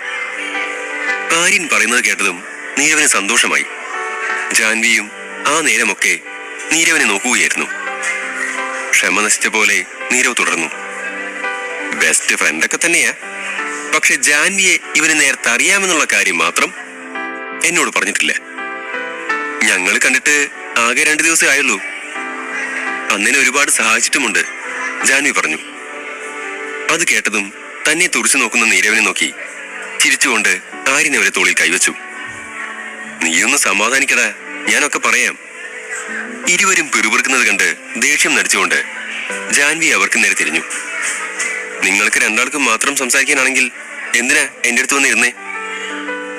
അത് കേട്ട് ആര്യനും നീരവും പൊട്ടിച്ചിരിച്ചു. ആര്യൻ, നീ എന്നെ ഒരുപാട് സഹായിച്ചതല്ലേ, എന്നിട്ടൊന്നും പറയാതെ പോയി കളഞ്ഞു. നിനക്കായി എന്തെങ്കിലും ട്രീറ്റ് ചെയ്യണം എനിക്ക്. എപ്പോഴാ ഫ്രീ ആവുക? ജാൻവി ചോദിച്ചു. ഏയ്, ട്രീറ്റിന്റെ ആവശ്യമൊന്നുമില്ല. എന്നെ കൊണ്ട് ഒരാൾക്ക് ഉപകാരം ഉണ്ടായല്ലോ, അത് തന്നെ സന്തോഷം. ആര്യൻ ചിരിയോടെ നിരസിച്ചു. ഏയ്, അതൊന്നും പറ്റില്ല. എനിക്ക് ഈ ആഴ്ച ഒരു ഫാഷൻ ഷോ മത്സരമുണ്ട്. അത് കഴിഞ്ഞ് 2 പേർക്കും എന്റെ വക ട്രീറ്റ്. അത് വലിയ മത്സര. ഇപ്പൊ ഞാനതിന്റെ ഡിസൈനിങ് തിരക്കില്ല. അത് കഴിഞ്ഞാലുടൻ ട്രീറ്റ് തരാം. ആര്യന്റെ വാക്കുകളെ തള്ളിക്കളഞ്ഞുകൊണ്ടായിരുന്നു ജാൻവിയുടെ മറുപടി. നന്നായി പാട്ടുപാടുമെന്നറിയാം, സുന്ദരിയുമാണ്. ഇപ്പോഴിതാ ഫാഷൻ ഡിസൈനിങ്ങും. ഇനി എന്തെങ്കിലും ഉണ്ടോ നമ്മൾ അറിയാത്ത കഴിവുകൾ? വേഗം പറ. ഞാനൊരു ലോല ഹൃദയനാണ്. എനിക്കിങ്ങനെ ഇടയ്ക്കിടയ്ക്ക് ഷോക്കാവാനൊന്നും പറ്റില്ല. ആര്യൻ അവളെ നോക്കി ആരാധനയോടെ പറഞ്ഞതും ജാൻവി പൊട്ടിച്ചിരിച്ചു. അത് കണ്ട് അവിടെ ഉണ്ടായിരുന്ന മറ്റു കുട്ടികളൊക്കെ അസൂയയോടെ അവരെ നോക്കാൻ തുടങ്ങി. നീരവിനും അതിശയമായിരുന്നു. അപ്പോഴേക്കും ഒരുത്തൻ അവൾക്കടുത്തേക്ക് ചീറിക്കൊണ്ടുവന്നു. ഞാനൊരു ദിവസം ലഞ്ച് കഴിക്കാൻ വിളിച്ചപ്പോ നീ എന്താ പറഞ്ഞേ? തിരക്കാണെന്ന്. എന്നിട്ട് ഇപ്പൊ ഇവന്റെ കൂടെ ഇരുന്ന് തിന്നുന്നതിന് കുഴപ്പമില്ലല്ലേ? ഭക്ഷണം കഴിക്കുന്നതും പോരാതെ എന്തൊക്കെയോ പ്ലാനും ചെയ്യുന്നു. ഇത്രയും ഗതികെട്ടവന്റെ കൂടെ ഇരിക്കാൻ നാണമില്ല നിനക്ക്? ക്യാൻറ്റീനിലെ ആൾക്കൂട്ടത്തെ വകവയ്ക്കാതെ അവൻ പൊട്ടിത്തെറിച്ചു. നീരവിന് അതാരാണെന്ന് മനസ്സിലായില്ല. എവിടെയോ കണ്ട പോലെ ഒരു ഓർമ്മയുണ്ടെങ്കിലും എവിടെയെന്ന് വ്യക്തമാവുന്നില്ല. അവന്റെ സംസാരം കേട്ട ജാൻവി വല്ലാതെയായി. അവരുടെ മുഖം വിളറി വെളുത്തു. പക്ഷേ അവൻ അത്രയും പറഞ്ഞിട്ടും ആര്യന് യാതൊരു ഭാവമാറ്റവും ഉണ്ടായില്ല. അവനിതൊക്കെ ശീലമായിരുന്നു. കുട്ടികൾ മുഴുവൻ ഉറ്റുനോക്കുമ്പോഴും ആര്യനിൽ ഒരു ചിരി മാത്രം ബാക്കിയായി. മിണ്ടാതിരിക്കുക അർജുൻ, ജാൻവി ഒച്ചയെടുത്തു. ഞാൻ ആരോടൊപ്പം പോണം, ആരോടൊപ്പം ഭക്ഷണം കഴിക്കണം എന്നുള്ളതൊക്കെ എന്റെ ഇഷ്ടമാണ്. അതിൽ നീ ഇടപെടണ്ട. പക്ഷേ നിന്റെ ചോയ്സ് ഇത്രയ്ക്ക് ചീപ്പാവുമെന്ന് ഞാൻ കരുതിയില്ല. ആര്യനെ ഒന്ന് നോക്കിക്കൊണ്ട് അവൻ പറഞ്ഞു. അപ്പോഴാണ് നീരവിന് അത് അർജുനാണെന്ന് മനസ്സിലായത്. ആർട്സ് ഡിപ്പാർട്ട്മെന്റിൽ ഈ വർഷം ജോയിൻ ചെയ്തതാണ്. നല്ല കാശുള്ള വീട്ടിലെ പയ്യനാണവൻ. നീരവ് ഓർത്തു. നിനക്ക് പിന്നെ ഓർമ്മയില്ലേ? ഫൈനൽ ഇയറിലേക്ക് നേരിട്ട് അഡ്മിഷൻ എടുത്ത മുതല. അവൻ എന്തിനാ ഇവിടെ ഇപ്പൊ വന്ന് ഷോ ആക്കുന്നതെന്ന് എനിക്ക് മനസ്സിലാവുന്നില്ല. പക്ഷേ ഇപ്പൊ നീ അവനോട് മിണ്ടാതിരിക്കാൻ പറഞ്ഞില്ലെങ്കിൽ ഉറപ്പ് ഞാൻ അവന്റെ മുഖത്തടിക്കും, നീരവ് പറഞ്ഞു. അത് കേട്ടതും ആര്യൻ നീരവിന്റെ തോളിൽ പിടിച്ച് മിണ്ടാതിരിക്കാൻ പറഞ്ഞു. ശേഷം അർജുനിലേക്ക് തിരിഞ്ഞു. ഒരു പെൺകുട്ടിക്ക് നിന്നോട് സംസാരിക്കാൻ താല്പര്യമില്ലെങ്കിൽ പിന്നെ എന്തിനാടാ ചുമ്മാ നിന്ന് കുരയ്ക്കുന്നേ? നിന്നെയാണ് ഞാൻ വെറുതെ വിട്ടത് ഭാഗ്യമായി എന്ന് കരുതുന്നുണ്ടോ? അങ്ങനെ ആണേൽ നീ ഇന്ന് എന്റെ കയ്യിൽ നിന്ന് മേടിച്ചിട്ടേ പോകൂ. ആര്യന്റെ സംസാരം കേട്ട് കൂടി നിന്നവരൊക്കെ അന്താളിച്ചു. ആര്യന്റെ ഈ സംസാരം അവനെ അറിയുന്നവർക്ക് പുതുമയുള്ളതല്ല. പക്ഷേ അവൻ ഇപ്പോൾ മല്ലിടുന്നത് വലിയ ബിസിനസ്സുകാരന്റെ മകനോടാണ്. മിക്കവാറും ആര്യന്റെ കാര്യത്തിൽ തീരുമാനമാവുമെന്ന് അവരൊക്കെ കരുതിക്കൊണ്ടിരുന്നു. ആര്യന്റെ സംസാരം കേട്ട അർജുനൊന്ന് മുരണ്ടു. ഓ, നീ വലിയ കോടീശ്വരനാണല്ലോ. നീ എന്നെയല്ല, ഞാൻ നിന്നെയാ വെറുതെ വിട്ടത്. അതെന്റെ ദയായിട്ട് കൂട്ടിക്കോ. കാൽ കാശിന് വകയില്ലാത്തവന്റെ മോനല്ലടാ നീ. എന്നിട്ട് നിനക്ക് ഇത്രയും നല്ല പെണ്ണിനെ തന്നെ വേണോ? ധൈര്യം ഉണ്ടേ നീ അവളുടെ കൂടെ ഇരുന്ന് കഴിക്ക്, കാണാലോ. അർജുൻ വെല്ലുവിളിച്ചു. അതുകൂടെ ആയതും അവിടെ കൂടി നിന്ന കുട്ടികളുടെ ശബ്ദമുയർന്നു. ഇത് അർജുന, അവന്റെ വീട്ടുകാര് രാഷ്ട്രീയത്തിലൊക്കെ ഉള്ളതാ. അവർക്ക് പണവും പ്രതാപവും പവറും ഒക്കെ ഉണ്ട്. വെറുതെ മുട്ടാൻ നിൽക്കണ്ട, പിന്നെ നിന്റെ ശവം പോലും ബാക്കി കാണില്ല. പിറകിൽ നിന്ന് ഒരുവൻ വിളിച്ചു പറഞ്ഞു. ഇതൊക്കെ കേട്ട് നീരവന് സഹിക്കാൻ കഴിഞ്ഞില്ല. അവൻ ചാടി എഴുന്നേറ്റു. അപ്പോഴും ആര്യന്റെ ഭാഗത്തു നിന്ന് ഒരു നീക്കം ഉണ്ടായില്ല. ആര്യന്റെ ഭൂതകാലത്തെ കുറിച്ച് അറിഞ്ഞില്ലായിരുന്നെങ്കിൽ നീരവും ചിലപ്പോ പേടിച്ചേനെ. പക്ഷെ ഈ പറയുന്ന അർജുനേക്കാൾ ശേഷിയും പണവും ആൾബലവും ആര്യനുണ്ടെന്ന് നീരവനറിയാം. അവന് മുന്നിൽ അർജുൻ ഒന്നുമല്ലെന്നും. ഒരു നട്ടപ്പാതിരയ്ക്ക് നിനക്ക് ഒരുപാട് പണം കിട്ടിയെന്ന് കേട്ടല്ലോടാ, ഉള്ളതാണോ? എവിടുന്നേലും കട്ടതാണോ? നീ കുറെ നാളായി വലിയ ഹീറോ പഠിക്കാൻ തുടങ്ങിയിട്ട്. ഇന്ന് നിന്നെ നാല് പറഞ്ഞില്ലെങ്കിൽ ഞാൻ എന്റെ അച്ഛന്റെ മോനല്ല. അതെനിക്കും അറിയാം നീ നിന്റെ അച്ഛന്റെ മോനല്ലെന്ന്. അർജുൻ പറഞ്ഞ അതേ നാണയത്തിൽ ആര്യൻ തിരിച്ചടിച്ചു. അത് കേട്ടതും ദേഷ്യം കൊണ്ട് മുറുകിയ മുഖവുമായി അർജുൻ പാഞ്ഞു വന്ന് ആര്യന്റെ മുഖത്തേക്ക് കൈ ഓങ്ങിയെങ്കിലും ഒരു നിമിഷം പോലും വൈകാതെ തല വെട്ടിച്ചുകൊണ്ട് ആര്യൻ ആ നീക്കം നിറഞ്ഞു. ആര്യൻ വേഗം മേശയിലുണ്ടായിരുന്ന കറി എടുത്ത് അർജുന്റെ തലയിലേക്ക് കമിഴ്ത്തി. നല്ല ചൂട് കറി ദേഹത്ത് വീണതും പൊള്ളലേറ്റുകൊണ്ട് വേദന സഹിക്കാതെ അർജുൻ ആർത്തു കരഞ്ഞു. ഇനി ആര്യൻ രക്ഷയില്ല. അർജുൻ അവനെ വിടില്ല. പുറകിൽ നിന്ന് ഒരുവൻ പറഞ്ഞു, നിന്നെ ഞാൻ വെറുതെ വിടില്ലടാ, ഇന്ന് നിന്റെ അന്ത്യമാ. അർജുൻ ആര്യൻ നിരച്ചീറി. അവന്റെ കൂട്ടാളികളും ആര്യന്റെ അടുത്തേക്ക് വന്ന് തല്ലാനൂങ്ങിയതും നീരവും എഴുന്നേറ്റു. അവിടെ ഉണ്ടായിരുന്ന കസാര എടുത്തു പിടിച്ചു. വാടാ, ഞാനാണോ നീയാണോ നോക്കാം, വാ. നീരവ് അവരെ നോക്കി പറഞ്ഞു. അപ്പോഴേക്കും ആര്യനും കയ്യിലൊരു ചില്ല് പ്ലേറ്റ് എടുത്തു പിടിച്ചു. അത് ടേബിളിന്റെ മൂലയിലിടിച്ച് കഷ്ണങ്ങളാക്കി. അതിലുണ്ടായിരുന്ന ഒരു കഷ്ണം കയ്യിലേക്ക് എടുത്തിട്ട് അർജുന് നേരെ വീശി. ആര്യൻ അവനെ വെല്ലുവിളിച്ചു. എന്താണ് നിർത്തിക്കളഞ്ഞേ? വാടാ, ധൈര്യം ഉണ്ടെങ്കി വാ. അവിടെ ഉണ്ടായിരുന്നവരൊക്കെ ആര്യന്റെ ഭാവമാറ്റം കണ്ട അതിശയത്തിലായിരുന്നു. അർജുനെ പോലൊരു ക്രിമിനലിനോട് ഇങ്ങനെ പെരുമാറാൻ മാത്രം ചങ്കൂറ്റം ആര്യൻ എങ്ങനെ ഉണ്ടായി എന്നതായിരുന്നു അവരുടെ സംശയം. ജാൻവി ഇതൊക്കെ കണ്ട് തടഞ്ഞു നിൽക്കുകയാണ്. പൊട്ടിയ പ്ലേറ്റിന്റെ കഷ്ണങ്ങളൊക്കെ അവിടെ അവിടെയായി ചിതറിക്കിടക്കുന്നുണ്ടായിരുന്നു. ആര്യന്റെ കയ്യിൽ നിന്നും ചോര വരുന്നുണ്ടായിരുന്നു. പ്ലേറ്റ് പൊട്ടിച്ചപ്പോൾ അതിലൊരു കഷ്ണം അവന്റെ കയ്യിൽ തറഞ്ഞു കയറിയിരുന്നു. പ്രിൻസിപ്പാൾ വരുന്നു. ഇരുവരും തമ്മിലുള്ള ഏറ്റുമുട്ടൽ തുടർന്നുകൊണ്ടിരിക്കെ ആരോ വിളിച്ചു പറഞ്ഞു, അർജുൻ വിട്ടേക്ക്, നമുക്കിവനെ പിന്നൊരു ദിവസം വിശദമായിട്ട് കാണാം. ഇപ്പൊ ഇത് തുടർന്നുകൊണ്ട് പോയ ആപത്ത. അർജുന്റെ ഫ്രണ്ട്സ് താക്കീതായി പറഞ്ഞു. എന്നിട്ടും അർജുൻ വിടാൻ തയ്യാറില്ലായിരുന്നു. ആര്യൻ അവന്റെ ദേഹത്തേക്ക് കറി ഒഴിച്ചതിന്റെ ദേഷ്യമായിരുന്നു അർജുന്. നീ രക്ഷപ്പെട്ടൊന്നും കരുതണ്ട, ഞാൻ ഇനിയും വരും, അന്ന് നീ ചത്തൂന്ന് കൂട്ടിക്കോ. അർജുൻ ആര്യനെ പകയോടെ നോക്കിക്കൊണ്ട് പറഞ്ഞു. നീ ധൈര്യം ഉണ്ടെങ്കി വാടാ, ആരാരെയാ വെറുതെ വിട്ടതെന്ന് അന്ന് കാണാം. ആര്യൻ തിരിച്ചടിച്ചു. ഇതൊക്കെ കണ്ട് അവിടെയുള്ളവരെല്ലാം തരിച്ചിരിപ്പായിരുന്നു. അർജുന്റെ കാര്യങ്ങൾ അറിയാവുന്നവർക്കെല്ലാം ആര്യനെ കുറിച്ചോർത്ത് ദയ തോന്നി.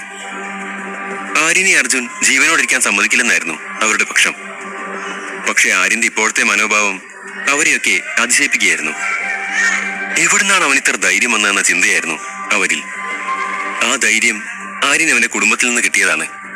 എതിരാളിയെ ഭയക്കുന്ന രീതിയല്ല രജപുത്രക്കാരുടേത്. കൂടാതെ ഇപ്പൊ പണക്കാരനുമാണ്. അപ്പൊ പിന്നെ അർജുനെ പോലൊരു തെമ്മാടിയെ ഭയക്കേണ്ട കാര്യമില്ലല്ലോ ആര്യന്. അർജുനും കൂട്ടരും മടങ്ങിയതും ജാൻവി കരഞ്ഞുകൊണ്ട് അവർക്കടുത്തേക്ക് വന്നു. ഇതൊക്കെ ഞാൻ കാരണം സംഭവിച്ചത്. എനിക്ക് വേണ്ടിയാണ് നിനക്ക് ഇതൊക്കെ അനുഭവിക്കേണ്ടി വന്നത്. ജാൻവി കരഞ്ഞുകൊണ്ട് ആര്യന്റെ കയ്യിൽ പിടിച്ചു. ആര്യന്റെ കൈ ആഴത്തിൽ മുറിവേറ്റിരുന്നു. ചോര നിൽക്കാതെ ഒഴുകുന്നുണ്ടായിരുന്നു. പ്ലേറ്റിന്റെ ഒരു പീസ് അവന്റെ കയ്യിലേക്ക് നല്ല രീതിയിൽ കുത്തി കയറിയിരുന്നു. ചോര നിൽക്കാനെന്നോണം ജാൻവി വേഗം തന്നെ കർച്ചീഫ് എടുത്ത് കയ്യിൽ കെട്ടിയെങ്കിലും ചോര നിന്നില്ല. വാ, മെഡിക്കൽ റൂമിൽ പോവാ, സ്റ്റിച്ചിടേണ്ടി വരുമെന്ന് തോന്നുന്നു. നീ എന്തിനാ ഇങ്ങനെ ഓരോന്ന് കാണിക്കാൻ പോയത്? വല്ല ആവശ്യം ഉണ്ടായിരുന്നോ ഇങ്ങനെ ഓരോന്ന് ചെയ്യാൻ? നീരവ് പറഞ്ഞതും ആര്യൻ മിണ്ടാതെ കേട്ടു. നീരവും ജാൻവിയും ആര്യനെ മെഡിക്കൽ റൂമിൽ കൊണ്ടുപോയി. സ്റ്റിച്ചിടാൻ മാത്രമൊന്നുമില്ലെന്നും വെള്ളം തട്ടാതെ നോക്കിയാൽ മതിയെന്നും പറഞ്ഞ് ഒരു ബാൻഡേജും കെട്ടിക്കൊടുത്ത് ഡോക്ടർ ആര്യനെ പറഞ്ഞയച്ചു. ആഴത്തിലുള്ള മുറിവായതുകൊണ്ടും രക്തം ഒരുപാട് വാർന്നതുകൊണ്ടും അവന്റെ കയ്യിൽ ബാൻഡേജ് ഇട്ട് കഴുത്തിലൂടെ ഒരു സ്ലിങ്ങും ഇട്ട് കൊടുത്തിരുന്നു.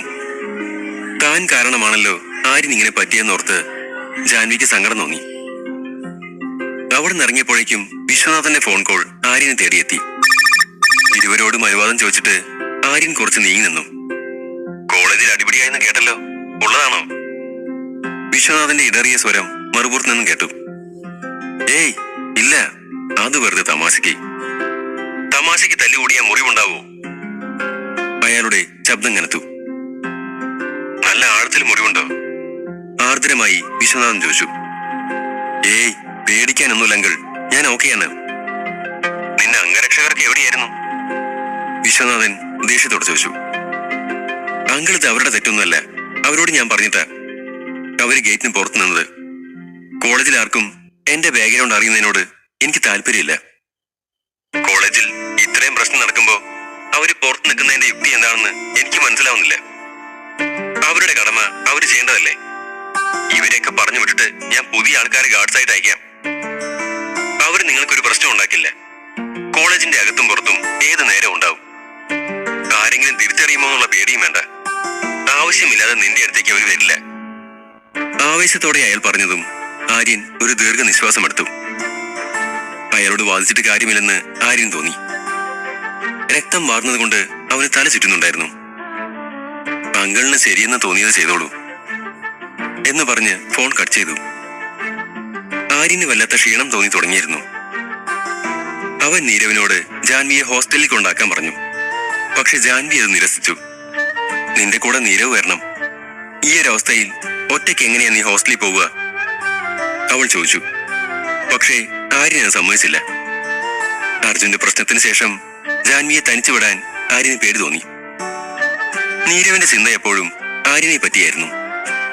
അവനെ ഒറ്റയ്ക്ക് വിടാൻ നീരവിന് മനസ്സ് വന്നില്ല.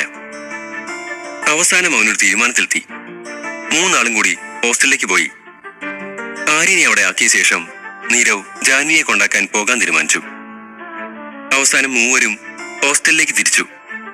പിന്നീട് നീരവ് ജാൻവിയെ കൊണ്ട് ചെന്നാക്കാൻ പോയി. മരുന്നിന്റെ ക്ഷീണം കാരണം ഹോസ്റ്റലിൽ എത്തിയ പാടെ ആര്യൻ ഉറങ്ങിപ്പോയിരുന്നു. ആര്യൻ എഴുന്നേൽക്കുമ്പോഴേക്കും നേരം വൈകിയിരുന്നു. അവൻ കണ്ണു തിരുമ്മി ഫോൺ എടുത്തു നോക്കി. സമയം 9 കഴിഞ്ഞിരിക്കുന്നു. ഇത്രയും വൈകിട്ടും നീരവ് തിരിച്ചെത്തിയിട്ടില്ലെന്നറിഞ്ഞതും ആര്യന് വെപ്രാളം തോന്നി. അവൻ നീരവിന്റെ ഫോണിലേക്ക് വിളിച്ചിട്ടും പരിധിക്ക് പുറത്തുനിന്നായിരുന്നു പറഞ്ഞുകൊണ്ടിരുന്നത്. ആര്യന് വല്ലാത്ത പേടി തോന്നി. എന്നോട് പറയാതെ നീരവ് എവിടെയും പോവാത്താണല്ലോ. ഇന്നെന്താ പറ്റി? ആര്യൻ പിറുപിറുത്തു. ആര്യന്റെ ഹൃദയം അനിയന്ത്രിതമായി മിടിക്കാൻ തുടങ്ങി. പെട്ടെന്ന് പരിചയമില്ലാത്തൊരു നമ്പറിൽ നിന്നും ഒരു കോൾ വന്നു.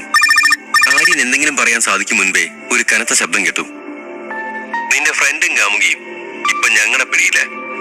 നീ എങ്ങനെയാണ് രക്ഷിക്കുക? ആര്യന് കാര്യങ്ങൾ വ്യക്തമാകും മുൻപേ വലിയൊരു അലർച്ചയോടെ അയാൾ ഫോൺ വെച്ചു. ഞെട്ടിത്തരിച്ചുകൊണ്ട് പല പ്രാവശ്യം ആ നമ്പറിലേക്ക് വിളിച്ചെങ്കിലും സ്വിച്ച് ഓഫ് ആയിരുന്നു. മുറിവേറ്റ് കൂട്ടിലടയ്ക്കപ്പെട്ട സിംഹത്തെ എന്ന പോലെ ആര്യൻ ആ മുറിയിൽ അങ്ങോട്ടും ഇങ്ങോട്ടും നടന്നു. അവൻ എന്ത് ചെയ്യണമെന്ന് അറിയില്ലായിരുന്നു. ദേഷ്യം കൊണ്ട് അടിമുടി വരച്ചു. മുടിയിൽ പിടിച്ച് പറിച്ചും പെറുപിറുത്തും അവൻ ദേഷ്യം പുറത്തു കാണിച്ചു.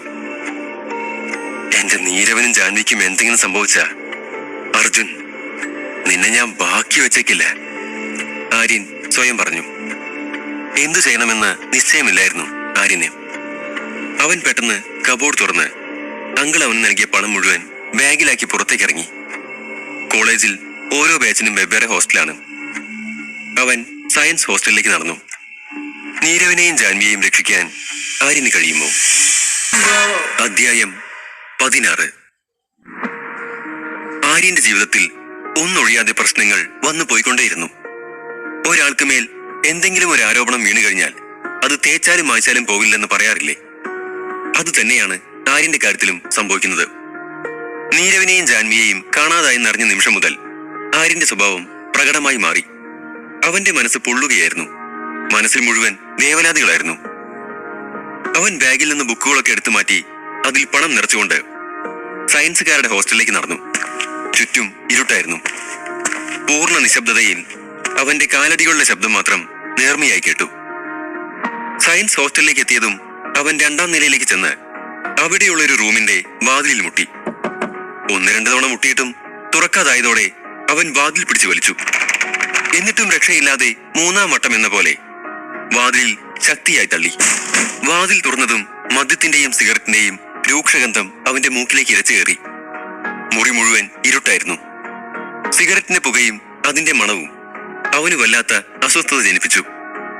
ആര്യൻ ഒരടി പിന്നിലേക്ക് നീങ്ങി. കുറച്ചു കഴിഞ്ഞതും ആ ഇരുട്ടിൽ ആര്യൻ ഒരാളെ കണ്ടു. ഒരുവൻ 3-4 ലാപ്ടോപ്പും ടേബിളിൽ വെച്ച് കസാരയിൽ ഇരിക്കുന്നു. ഒരുപാട് വയറുകൾ അതിനു ചുറ്റുമുണ്ടായിരുന്നു.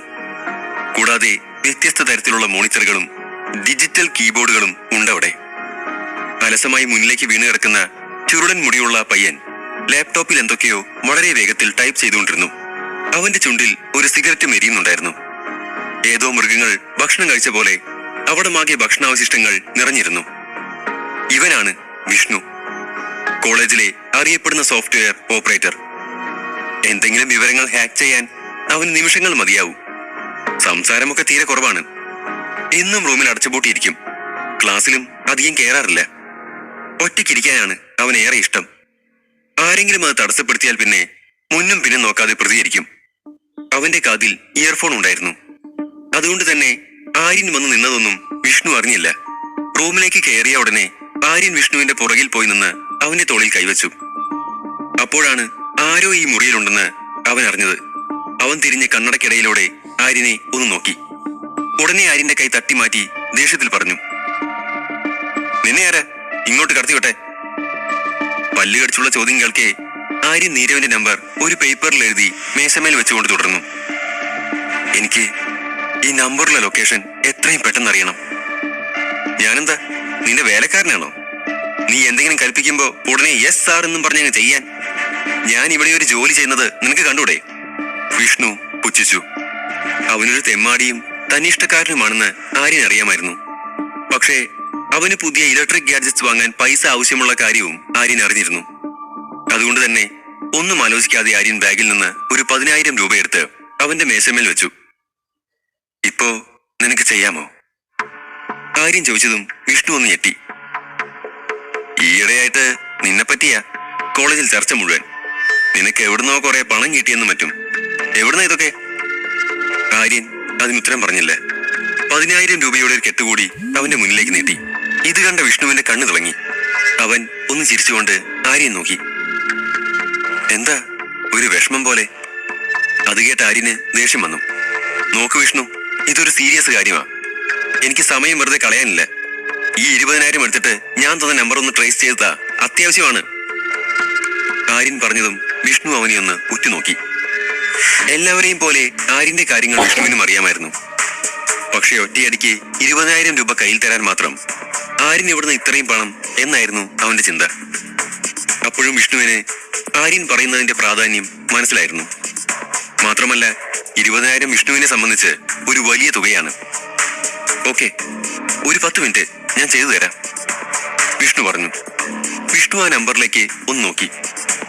ശേഷം അവന്റെ കൈകൾ കീബോർഡിൽ അനിയന്ത്രിതമായി പാഞ്ഞു നടന്നു. ആര്യൻ അടുത്ത് കിടന്ന കിടക്കയിലേക്ക് മുഖം കുനിച്ചിരുന്നു. അവന്റെ വിരലുകൾ തലയിലൂടെ എഴഞ്ഞു. വേവലാതി എന്നോണം അവന്റെ കാലുകൾ ഒരിടത്ത് ഉറയ്ക്കാതെ വിറച്ചുകൊണ്ടിരുന്നു. വിഷ്ണു ആര്യനെ ഒന്ന് നോക്കിക്കൊണ്ട് ജോലി തുടർന്നു. 8 മിനിറ്റുകൾക്ക് ശേഷം വിഷ്ണു ആര്യൻ നോക്കി. ആര്യ, എന്താ നോക്ക്.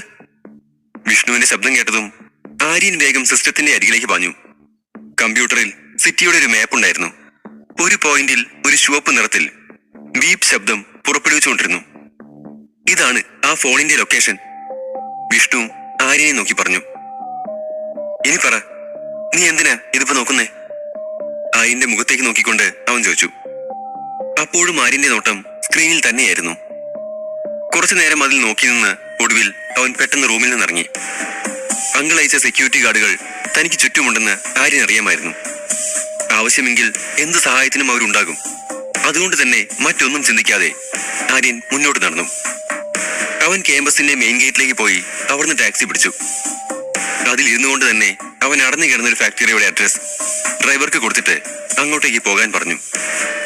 അഡ്രസ് കണ്ടതും ഡ്രൈവർ ഞെട്ടലോടെ അവനെ നോക്കി. മോനെ, ഇത് അപകടം പിടിച്ച സ്ഥലമാ. നീ എന്തിനാ ഒറ്റയ്ക്ക് ഈ രാത്രി അങ്ങോട്ട് പോകുന്നേ? അത് കേട്ടതും ആര്യൻ വീണ്ടും കുറച്ച് പണമെടുത്ത് അയാൾക്ക് നേരെ നീട്ടി. ഇതൊരാളുടെ ജീവിത പ്രശ്നമാ. എനിക്ക് എങ്ങോട്ട് പോയേ പറ്റൂ. എത്ര പണം വേണേലും ഞാൻ തരാം. ദയവ് ചെയ്ത് അങ്ങോട്ടേക്ക് പോണം, ആര്യൻ അപേക്ഷിച്ചു. അത് കേട്ട് ഡ്രൈവർ അവനെ നോക്കിക്കൊണ്ട് തുടർന്നു. ഓക്കെ, ഞാൻ നിന്നെ അവിടെ കൊണ്ടുപോകാം. അതൊരു ക്രിമിനൽ ഏരിയയാണ്. എന്തിനാ ഈ രാത്രി അങ്ങോട്ടേക്ക് പോണത്? നിന്നെ കണ്ട കോളേജിൽ പഠിക്കുന്നവനായിട്ടാ തോന്നുന്നേ. അമ്മയും അച്ഛനും പഠിക്കാൻ വേണ്ടിയാവില്ലേ ഇങ്ങോട്ട് അയച്ചത്? പിന്നെ എന്തിനാ ഓരോ പുലിവാല്? വിശദീകരിച്ച് നേരം കളയാൻ എനിക്ക് സമയമില്ല ചേട്ടാ, പ്ലീസ് എന്നെ അവിടെ ഒന്ന് കൊണ്ടുപോ, ആര്യൻ അസ്വസ്ഥതയോട് പറഞ്ഞു. ഇത് കേട്ട് മറുത്തൊന്നും പറയാതെ ഡ്രൈവർ വണ്ടി എടുത്തു. പക്ഷെ പേടി കാരണം ആര്യൻ എത്ര പറഞ്ഞിട്ടും അയാൾ വണ്ടിയുടെ സ്പീഡ് കൂട്ടിയില്ല. അതുകൊണ്ട് തന്നെ 1 മണിക്കൂർ എടുത്തു അവിടെ എത്താൻ. ആര്യനാകെ പേടിയും വെപ്രാളവും കൊണ്ട് വയ്യാതായിരുന്നു. സ്ഥലത്തെത്താൻ 500 മീറ്റർ ബാക്കി നിൽക്കെ ഡ്രൈവർ വണ്ടി നിർത്തി. ഇവിടുന്ന് അങ്ങോട്ട് നീ ഒറ്റയ്ക്ക് പോയിക്കോ, ഞാൻ വരില്ല, അയാൾ തറപ്പിച്ച് പറഞ്ഞതും ആര്യൻ പോക്കറ്റിൽ നിന്ന് ഒരു 2000 രൂപ എടുത്ത് അയാൾക്ക് നേരെ നീട്ടി. ഞാൻ 1/2 മണിക്കൂർ കഴിഞ്ഞ് വരും വരെ ഇവിടെ നിൽക്കാമെങ്കിൽ പറഞ്ഞതിൽ 3000 രൂപ ഞാൻ കൂടുതൽ തരാം. അഥവാ 1/2 മണിക്കൂർ കഴിഞ്ഞ് ഞാൻ വന്നില്ലെങ്കിൽ നിങ്ങൾ പോയിക്കോളൂ, ആര്യൻ പറഞ്ഞതും അയാളുടെ കണ്ണുകൾ കാശിന് നേരെ നീണ്ടു. ഒരു ദിവസം മുഴുവൻ ഓടിയാൽ കിട്ടാത്ത പണം ഒറ്റ ഓട്ടത്തിൽ കിട്ടിയത് കണ്ടതും അയാളുടെ കണ്ണുകളും തിളങ്ങി.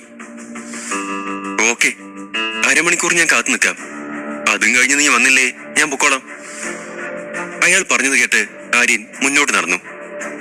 അതിനിടയിൽ ഒരു തടിച്ചു കുറുകിയ മനുഷ്യൻ ആ ഫാക്ടറിക്ക് മുന്നിൽ നിന്ന് ഫോണിൽ സംസാരിക്കുകയാണ്. പേടിക്കണ്ട അർജുൻ സാറേ, അവന്റെ കൈയും കാലും ഓടിച്ചിട്ട് അതിന്റെ വീഡിയോ എടുത്ത് ഞാൻ അയച്ചു തന്നേക്കാം. അങ്ങനെ അർജുൻ സാറിനെ തൊട്ടവൻ ജീവനോടെ ഇരിക്കില്ല. മറുതലക്കിൽ നിന്ന് അർജുന്റെ മറുപടി വന്നു. 6 മാസത്തേക്ക് കിടക്കയിൽ നിന്ന് എണീക്കാൻ പറ്റാത്ത വിധത്തിലാക്കണവനെ. പിന്നെ അച്ഛൻ ഇക്കാര്യൊന്നും അറിയണ്ട, ഇല്ലെങ്കിൽ പിന്നെ ഇലക്ഷൻ വരുവാണ് പ്രശ്നം വേണമെന്ന് പറഞ്ഞ് ഒതുക്കാൻ നോക്കും. പേടിക്കണ്ട സാറേ, ഇക്കാര്യം ആരും അറിയാൻ പോണില്ല, ഇതെനിക്ക് വിട്ടേക്ക്. നിങ്ങളുടെ അച്ഛന് വേണ്ടി കുറെ അവന്മാരെ തീർത്തതാ, ഇതൊരു ചീള് സെക്കൻ. മുഖം നിറയെ പാടുകളുള്ള അയാൾ ചിരിച്ചുകൊണ്ട് പറഞ്ഞു. അപ്പോൾ ആര്യൻ വന്ന വിവരം ആരോ ഒന്ന് പറഞ്ഞു. സാർ, ഒരു 10 മിനിറ്റ്, ഞാൻ വീഡിയോ അയച്ചേക്കാം, അയാൾ ചിരിച്ചുകൊണ്ട് അർജുനോട് പറഞ്ഞു. അവനെ ഇങ്ങോട്ട് കൊണ്ടുവാടാ, നമുക്ക് നല്ലൊരു സ്വീകരണം തന്നെ കൊടുക്കാം, അയാൾ അടുത്ത് നിന്നവനോട് പറഞ്ഞു. മറുവശത്ത് ആര്യൻ പൂട്ടിക്കിടന്ന ഫാക്ടറിയുടെ ഇരുമ്പ് ഗേറ്റ് 3-4 ഗുണ്ടകൾ നോക്കി നിൽക്കെ തള്ളി തുറക്കാൻ ശ്രമിക്കുകയായിരുന്നു. ഒരു ഉയരമുള്ള മനുഷ്യൻ ആര്യന്റെ മുന്നിൽ വന്നു നിന്നു. അയാളുടെ ദേഹം മുഴുവൻ പാമ്പിന്റെയും തേളിന്റെയും ചിത്രങ്ങൾ പച്ച കുത്തിയിരുന്നു. മുഖത്താകെ വെട്ടുകൊണ്ടതിന്റെ പാടുകളായിരുന്നു. അയാളുടെ മുൻനിരയിലെ പല്ലൊരെണ്ണം പൊട്ടിയിരുന്നു. ഒരു ഇരുമ്പ് തണ്ട് അയാളുടെ കയ്യിലുണ്ടായിരുന്നു. നീ എന്താടാ ഇങ്ങനെ വെറും കൈയോടെ വന്നിരിക്കുന്നേ? ഞങ്ങൾ കരുതി നീ വലിയ മസിലും പെരുപ്പിച്ച് നടക്കുന്ന കോളേജിലെ ഗുണ്ടയാണെന്ന്. ഇതിപ്പോ ഒരുമാതിരി. പക്ഷെ നിന്റെ ധൈര്യം നമ്മൾ സമ്മതിച്ചു കേട്ടോ, നിനക്ക് നല്ല ചങ്കുറപ്പുണ്ട്. ഇല്ലായിരുന്നേ ഇങ്ങോട്ട് ഒറ്റയ്ക്ക് കയറി വരില്ലായിരുന്നല്ലോ, അയാൾ ചിരിച്ചുകൊണ്ട് പറഞ്ഞു. അയാളുടെ പരിഹാസം കേട്ടതും ചുറ്റും കൂടി നിന്ന മറ്റു ഗുണ്ടകൾ ആർത്ത് ചിരിക്കാൻ തുടങ്ങി. കയ്യിൽ കെട്ടിയാൽ വെട്ടി അരിയാൻ പാകത്തിന് ദേഷ്യത്തോടെ അവരൊക്കെ ആര്യനെ നോക്കുകയായിരുന്നു. തനിക്കായൊരു കെണി ഇവിടെ ഒരുങ്ങിയിട്ടുണ്ടെന്ന നല്ല ബോധ്യമുണ്ടായിട്ടും ആര്യൻ അവർക്ക് നേരെ ശബ്ദമുയർത്തി. എന്റെ കൂട്ടുകാരനും ആ പെൺകുട്ടി എവിടെ? ഉച്ചത്തിലുള്ള ആര്യന്റെ ചോദ്യം കേട്ടതും എന്തോ തമാശ കേട്ട പോലെ അവരൊക്കെ ചിരിക്കാൻ തുടങ്ങി. അണ്ണാ, അവന് കാമുകിയുണ്ടെന്ന് തോന്നുന്നു, അവൾക്ക് വേണ്ടി ഇവൻ എന്തും ചെയ്യും. പാവം മാടപ്രാവ്, നമ്മുടെ കൈകൊണ്ട് ചാവാനാ ഗതി, കൂട്ടത്തിലൊരു ഗുണ്ട പറഞ്ഞുകൊണ്ട് ചിരിച്ചു. എടാ, അർജുൻ സാർ 1 ലക്ഷമാ തന്നത് ഇവനെ തീർക്കാൻ. ഇവൻ ഇപ്പൊ 2 അടി കൊടുത്ത അങ്ങ് ചത്തോളും. അത് കേട്ടതും ആര്യൻ ഒന്ന് ഞെട്ടി. മനസ്സിൽ പറഞ്ഞു, ഓ, എന്നെ ഇവിടെ എത്തിക്കാൻ അർജുൻ ഇവർക്ക് പണം കൊടുത്തത് കൊണ്ടാണല്ലേ നീരവനെയും ജാൻവിയെയും തട്ടിക്കൊണ്ടു പോന്നത്. ഒരു വലിയ കോടീശ്വരനെ കൊടുക്കാൻ വെറും 1 ലക്ഷം രൂപ. ഓർത്തപ്പോ ആര്യൻ ചിരി വന്നു. നിന്റെ ഉള്ളകിളിയും പോയോടാ, മരണം മുന്നിൽ കണ്ടിട്ടും നിന്ന് ചിരിക്കുന്നു, ഉയരമുള്ളൊരു മനുഷ്യൻ പരിഹസിച്ചു.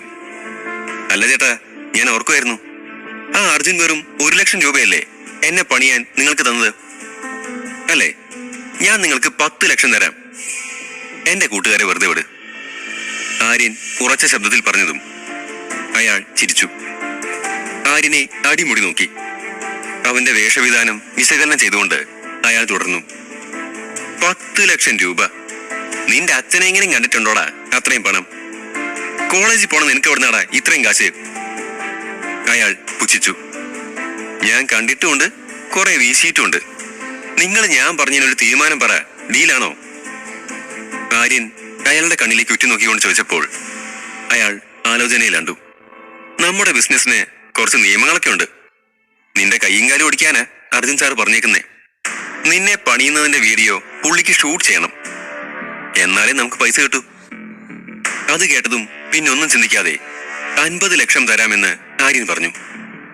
ഒരു നിമിഷത്തേക്ക് എല്ലാവരും ഒന്ന് സ്തബ്ധരായി. നിനക്ക് ഞങ്ങളെ പറ്റിക്കാനാണ് ഉദ്ദേശമെങ്കിൽ നിന്നെ വെട്ടിയരിഞ്ഞ് പട്ടിക്കിട്ട് കൊടുക്കും.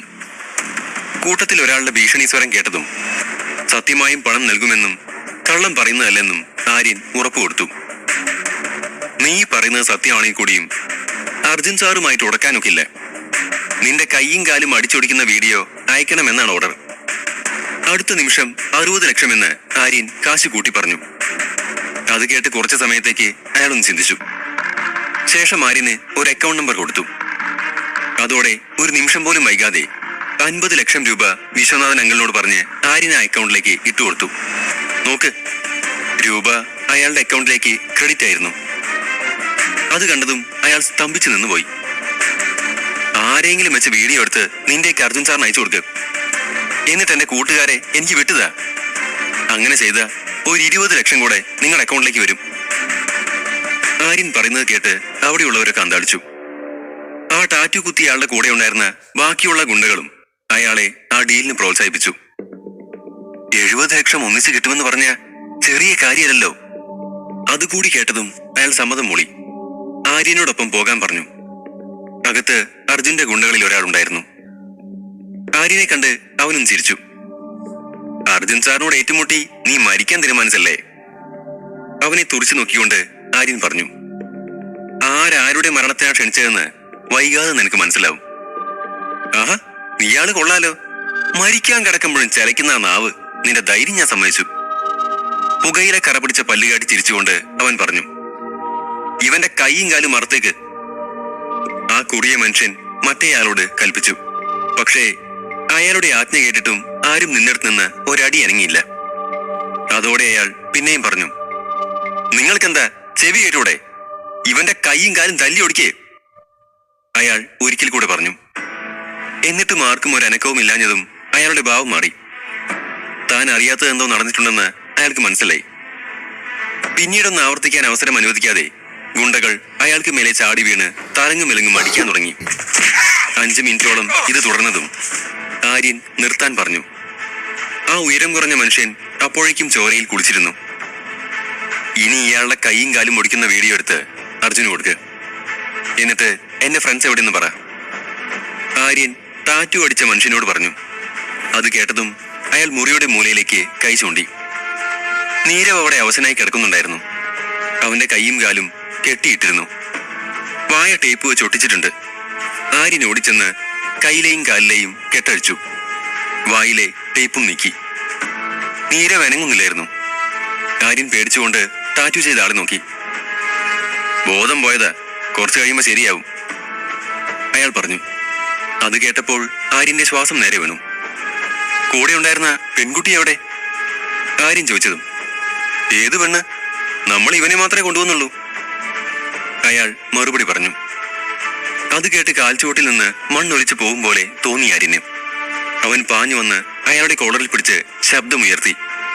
പറയടോ, എവിടെയാ അവള്? ആരാ കൊണ്ടുപോയേ? നിനക്കെന്താ പ്രാന്തായോ? നമ്മൾ ഇവനെ മാത്രമേ കൊണ്ടുവന്നുള്ളൂ. ആ പെണ്ണിന്റെ കാര്യമൊന്നും നമുക്കറിയില്ല, ആര്യനെ പിടിച്ച് തള്ളിക്കൊണ്ട് അയാൾ പറഞ്ഞു. നീരവിനെ മാത്രമാണ് ഇവര് കൊണ്ടുവന്നെങ്കിൽ ജാൻവി എവിടെ? ആര്യൻ പേടിയോടെ ആലോചിച്ചു.